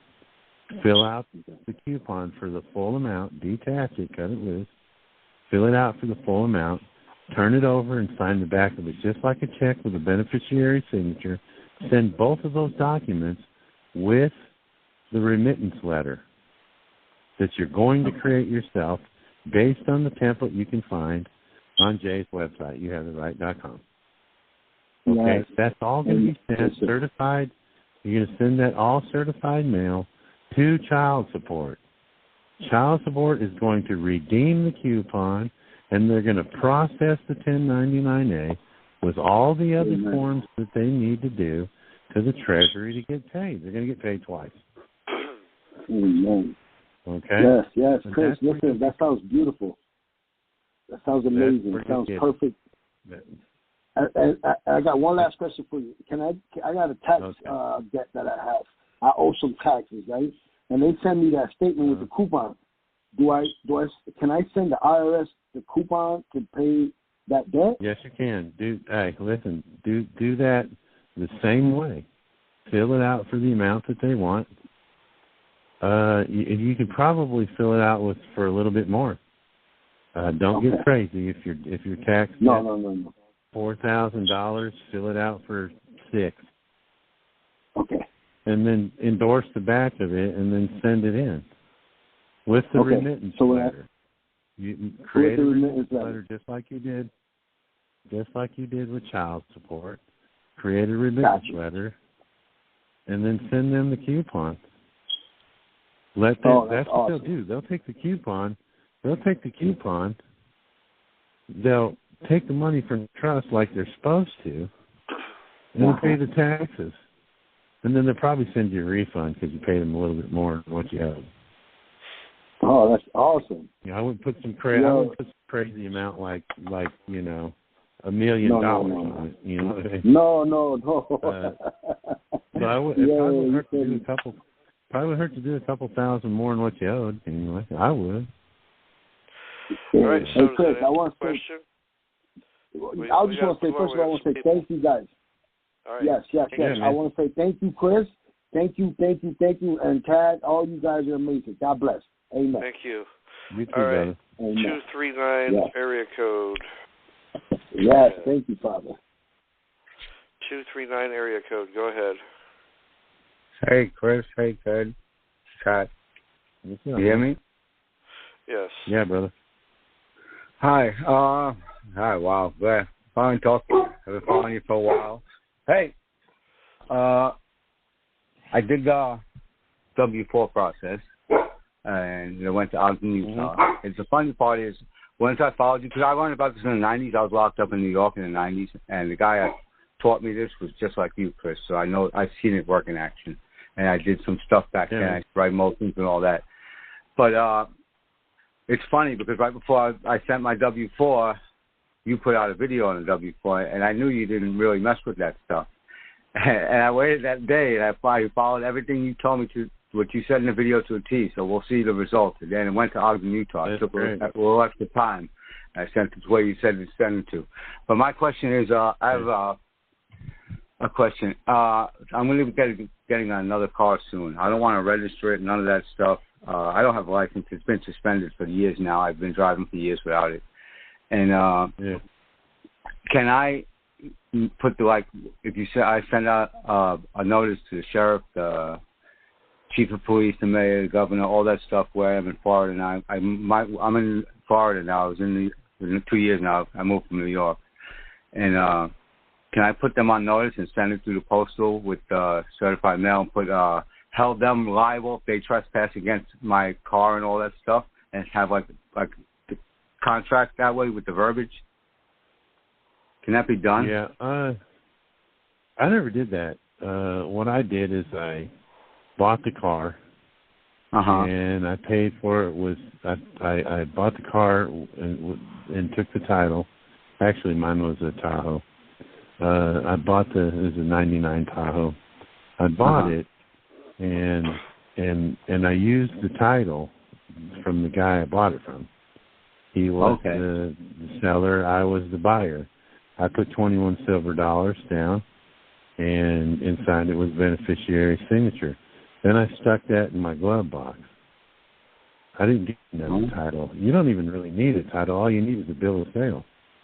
If you had a notarized contract, bill of sale, a bill of sale is a contract. If you had it notarized for the car, you go out and put plates on it all you want. Put your own on it. Put private property, no trespassing. Yeah, that's all I want to do. I plan to do all that. However you want to do it. I'm putting together my little package. Yeah, you can do all that, and there's no need really for all the notifying. You ain't got to tell anybody anything. All right, cool. Yeah, I was about to do all that, and then I realized, because I know you don't. You just have to profess it, and I know that's the truth, and I know you tell that, and I know people don't understand that. Even when I went to prison, when I never cut my hair because I said I was American Indian, and all you have to do is look at the memorandum. It says all you have to do is profess. You didn't even need a court order. People never saw that, and all I did was that, and they couldn't do nothing about it. Yeah. It's all in the wording and the language. There's another guy out there. His name's Wesley Mullins, and what he does is he helps people. He's got a pretty solid process. What he does is he can get you an ID. He can create an ID. Well, that's what I need. For you. That's what I need. Yeah, it's an ID. It'll have Wesley red Mullins thumbprint on it. Yeah, it'll have a red thumbprint on it, and there's a whole bunch of information. He can fix his card. Magnetic scanner that's got all your information on it. A box, one of those box codes. QR scanners. I'm saying that anybody can scan it, and all the paperwork that you're talking about having is all on it. What he does is he helps you create a trust. A foreign trust. Yeah, I want to open one. What you'll do is you buy the car, and it's the trust that buys the car. Okay. You don't even own it. The trust does. Yes, I heard. You talked about that in one of your videos, I believe. Yeah, and then what he does is go online. And he'll get you a U.S. DOT number. All right. Then you have your plate created with that U.S. DOT number on it, and the only people that can pull you over is the U.S. Marshals. Okay. Or a provost marshal. That's it. Highway patrol, city cops, county cops. As soon as they run your U.S. DOT number, it'll tell them do not detain. So Wesley, I can find him online. Yeah, I think you can. All right, Wesley Mullins, Mullins. Yeah, I'm not. I'm not sure what his email is. Another quick question. I emailed you. I never got a response. I got the Treasury Financial Manual. I just got it, and I want to get another book on trust law. Do you have any recommendations? I'm good at studying this stuff. I did this when I was locked up. I was locked up 18 years in and out. I did like 7 state bids. Yeah, there's a lot of good books on trust law. Yeah, I saw so many. Basically you just need to have good comprehension of what it is. Yeah, I have the Black's Law too. I have everything I basically need. I want to start studying it when I get time. I work 6 days a week, and I actually might be out because I pulled something in my calf tonight and I can't walk. But whatever. Okay. One more thing.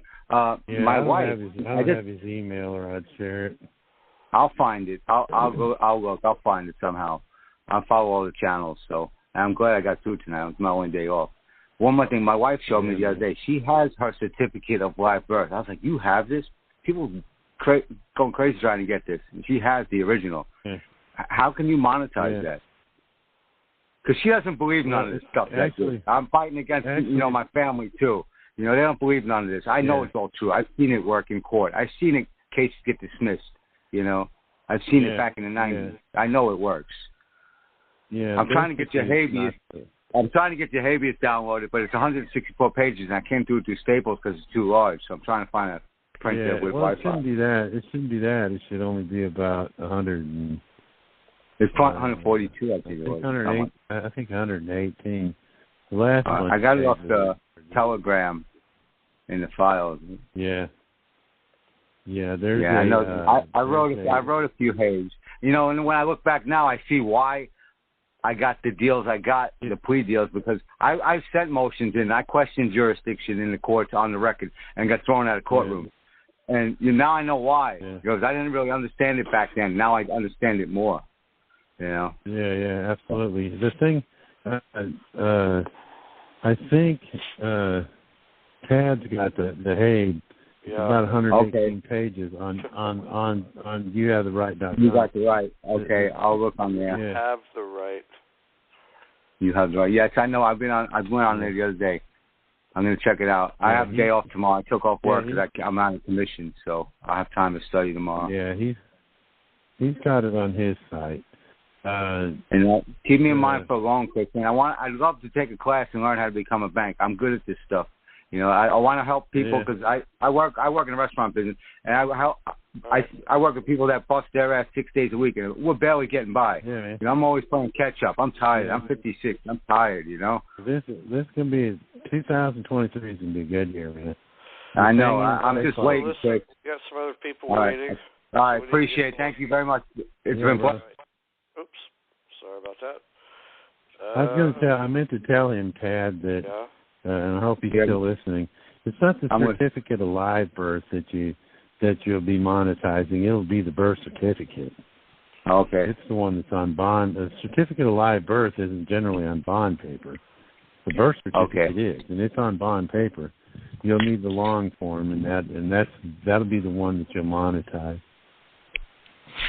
All right. Thank you. 574 area code. Go ahead. Yeah. Chris, how you doing, Ted? Hanging in there. Go ahead. I'm curious about the email to that Mullins guy. That's pretty powerful stuff. Yeah, his name is Wesley Mullins, and it's Mullins. Okay, that's powerful stuff. Also, I'm interested in also being on the bank. Is there an email that we need to send in somewhere to someone? You can email me, and you can email me, and I'll. Well, I'll tell you what. You could be on my mailing list at youhavetheright.com. When Chris has his bank up, I'll send out a notice. A bunch of my questions while I was listening. You need a Bo Snerdley, like Rush had a Bo Snerdley to kind of, right. You know what I'm saying? There's a lot of waste of time and thought, things that they could be learned, and we can learn on the videos. You answered a lot of my questions. I guess one of the things I'm struggling with is, do I lose the Social Security number? Do I keep the Social Security number? Do I need a 98 EIN number, a foreign bank number, or what? What's the best? Or do I need an express trust? A lot of the thing back, a couple of decades ago or a decade ago was you got to kill the trust. No, you don't. It's your bank. Why would you want to burn the bank down with your money in it? There's a lot of different things you guys can get. I would not suggest an LLC. You could do foundations. You can do express trusts. You can do foreign trusts. There's a lot of stuff you guys could do to be able to put this stuff into. And when you do those trusts, you're going to get EINs anyway. Okay, now you're talking about these different things. You're talking tonight about keeping the beneficiary banking account. Does that just keep your own account? Yeah, that's how I do mine. Why? Because I've had it for so long, and I know firsthand that when I put money into it, nobody's going to mess with it. Okay. You know, I could go in there because of the beneficiary account. I can go in there and withdraw $15,000 and not have to report it to the IRS. Okay. Like everybody else would. You know, you take out more than $10,000, and you gotta fill out a form to the IRS why, you know, that you've taken that much money out of your account. Well, next year, so this beneficiary account. That's be more than $600 this year, isn't it? Huh. Yeah, that's what they're talking about. Now, that's the one thing my main question right now is there anything that I could do stupidly that would make me lose my Cestui Que Trust? Like staying in status, signing something off, revoking a signature? No. Even I know people that have locked their trusts where you have to have a PIN to get into it. That doesn't kill a trust. Okay. The only way you can really damage the trust is to put a multi-billion-dollar lien on it. You do that, and that's probably one of the dumbest things you can do. But correcting your status, and you can do it or not do it. That's got nothing to. I'm a state national. I'm an American national. And you do all this paperwork for this thing and that thing and this thing and that thing. It doesn't matter because that's got nothing to do with the trust fund. Okay. You know what I mean? Yes, I do. There's a lot of things going on. I'm working with a gal out in California, and she's doing, her deal is emancipating the legal fiction, because we're all minors, we're all disabled minors in the court system, and unless we have silver gold.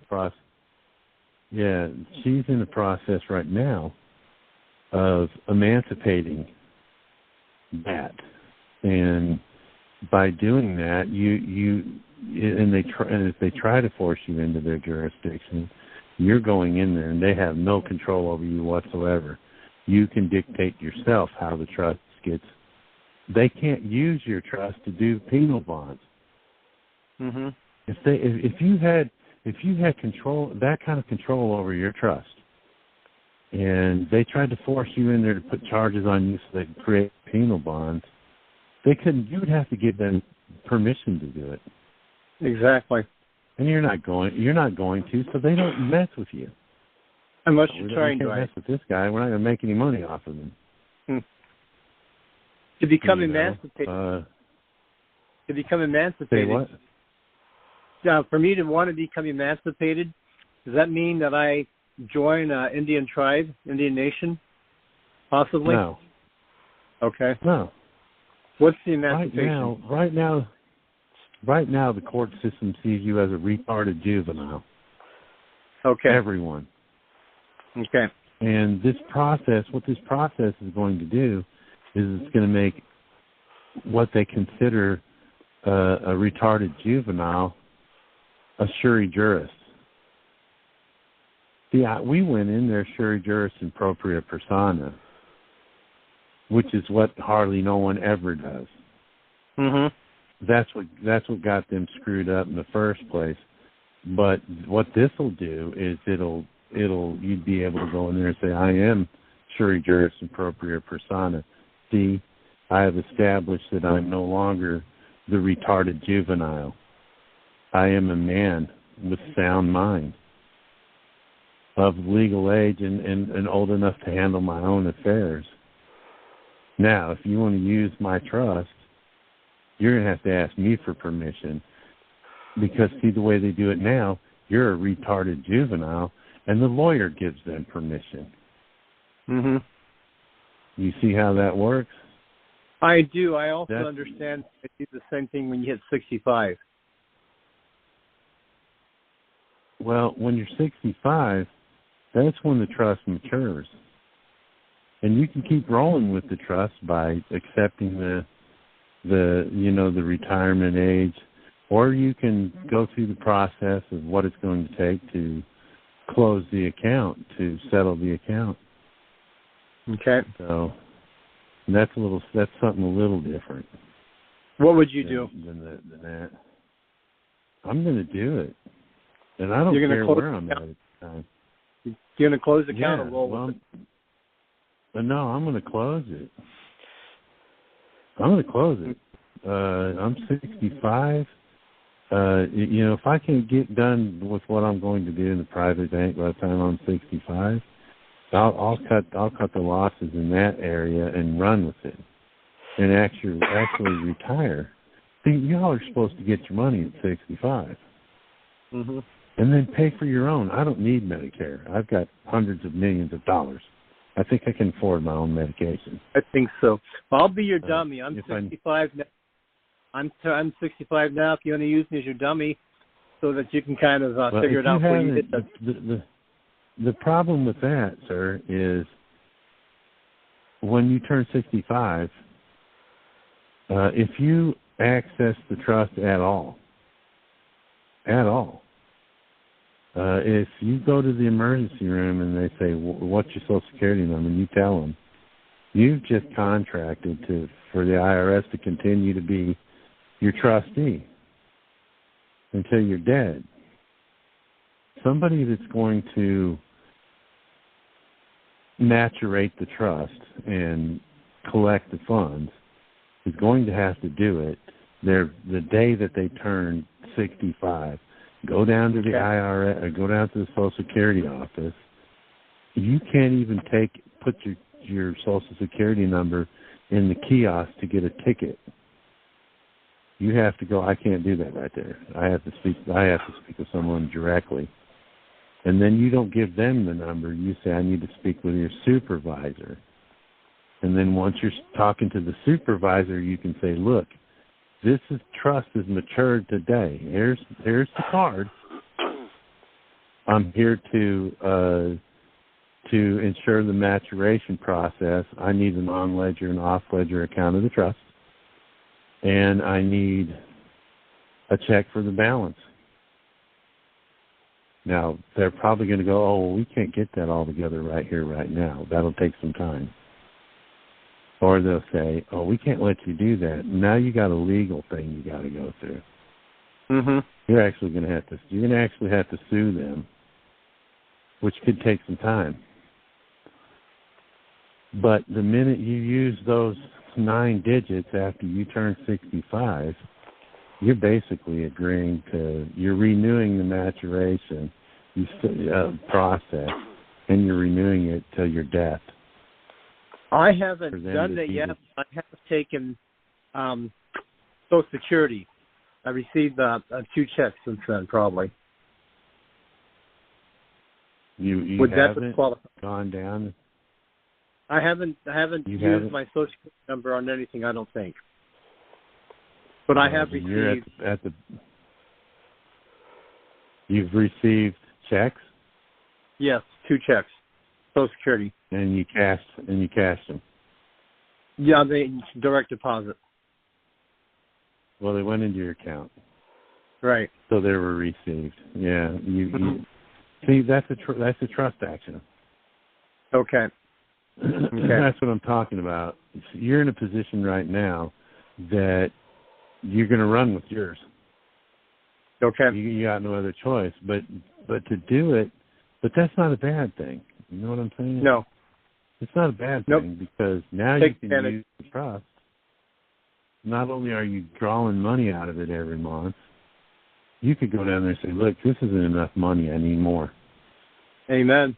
You don't have to tell them how much more you need, but I need more. Talk to the supervisor. This isn't enough money for me to live on. Not with the inflation the way it is. And they will probably adjust your check a little higher. Especially when I mentioned the office. I wouldn't be surprised if they max out the total amount you can get. Yep. But all your medicine and all that Medicare and all that stuff, it might not even hurt to apply for Medicaid in your state. No. Because well, you're thank going to give them your Social Security number. You're going to give them your Social Security number, and once they've accepted that, you got a trust action. Now, what are you going to do from the state? It's pocket money while I make money off the stuff you're teaching us. So I feel much better with talk to you. Yeah, your Social Security checks will be your coffee money. Yep. All right. Hey, well, thank you. I don't want to waste your time. Thank you. Okay, 612 area code. Go ahead. Hi. Is this me live? Yes, it is. Yeah, you. Oh, good. My question is, I spoke with you, Chris, a few times before. But my question is now, so I can make it go quicker, is that I went over to a dealer. I didn't fill any paperwork out, but I talked to them about the 1099A. Mm-hmm. And they spoke to a few of the people there, and then they said no on it. And they went to someone else, and they also said no on it. Is there a way that I can do a conditional acceptance on that one or not? Because there's no paperwork. I got their business cards. No, you need for instance, when you do this at a car lot, you go in there and you say, I need to fill out an asset credit. And then you do what? Break it up, Chris. Yeah. You got to hold your head out the window again. Yes. I'm standing on the porch. I don't know how much I can hold my head out the window. Chris, I've been thinking about this little small Wait. Let him finish. When you go into the dealership, you say, look, I need an application. I need an application for credit. Okay, here you go, sir. Well, you're going to write all your information down on it, put the Social Security number down on it, sign it with a beneficiary signature, take a picture of it with your cell phone. Now, if they refuse to sell you a car or accept a 1099A for it, now you can do a conditional acceptance. Because a 1099A is a lawful payment. Right. I need a car. All you got to do is give them that application and go, look, I need a car. Don't you think I need a car, Mr. Car Salesman Guy? Yeah, you need a car. Well, you just said as a trustee that I need a car, and I just offered you a lawful payment. Now you're not doing this. You're not going through this process right here. It's malfeasance of office. It's felony. Now you got something you can conditionally accept. Now I've had people tell me, man, I went to 12 dealerships this weekend, and I ain't got none of these people to take the 1099A. Well, did you get a picture of the application with your beneficiary signature? No. Well, you just wasted your whole freaking weekend, guy. All I can say is try another dealership and use those steps. Okay, that sounds like a winner. I got one. I got a few appointments. Well, I got an appointment here by Tuesday, so I'm going to give that a try and see how it goes. All right. So does that answer your question? Yes, it did. Thank you much. All right. Thank you. 314 area code. Go ahead. Yeah. How you doing, Chris? How you doing, veteran? Hey, what's up, brother? Yeah. Yeah, I got a question. Wonder if you did on that conditional acceptance, if you the lien, if you found it in the city, went to the recorder of deed and found the lien, would that be a problem? Well, I don't necessarily know why you would. I mean, you could if you did, because when you do the UCC1, you're filing it through the state. When you're doing a conditional acceptance, you could probably take the conditional acceptance and file it. And that is what I'm saying. Security agreement. Right, but you had a thing where where you had did the liens and I filed it. I filed it with the recorder of deeds, the lien. The first one I filed it and monetized it, went to the Secretary of State and had them authenticated, and I sent everything off to Janet Yellen. And now I'm hearing you say that you don't have to file the lien. You don't have to file a lien. I think what a lot of people misunderstand about this whole process is you're not liening anybody. The conditional acceptance is the underlying security agreement / lien. Okay, that's the actual lien. But you're not doing anything with it except giving it to someone else to do something with. That's what you're sending. Janet Yellen is actually doing liening. Correct. You're going to give it to her. Yeah, you're going to give it to her. Here's this underlying security agreement. It's a lien. Process it. Okay, I'm going to lien these people. I'm going to get their money. That's basically how that process works. Man. Right. But wonder if you did do that, even though you're sending to Janet Yellen, would that create a problem? No. Absolutely not. Okay. No. Okay. Not at all. Okay. Well, that was my question, and thank you. All right. Thank you. All right. Chris, how you doing? I'm good. Yeah. You got a cat? Yeah. Is that your cat? Yeah. Hey, you want me to tell you a dirty joke? Oh my God. All right, cat, listen up. Y'all want to hear a dirty joke? This is a reporter who's doing an interview with a guy named Fred. Okay. The reporter says, "So, Fred, you're 97. What's your secret?" Fred says, "I sucked a dick for a watch once." The reporter says, "I meant secret of your longevity. Oh, fruits and vegetables." Yeah, right. Oh, fruits and vegetables. Chris, I think I want to call it. I get a joke. Yes, that can be done. I think I want to call it a night. We've been on here for quite a while, and it's kind of exhausting. Yeah, it is. So you guys, thank you. Go to youhavetheright.com, join our mailing list, and you can join our membership as well. We got most of Chris's calls up there categorized. So, all right, everybody, thank you for joining, and we'll see you again next week. Good night. Good night, all.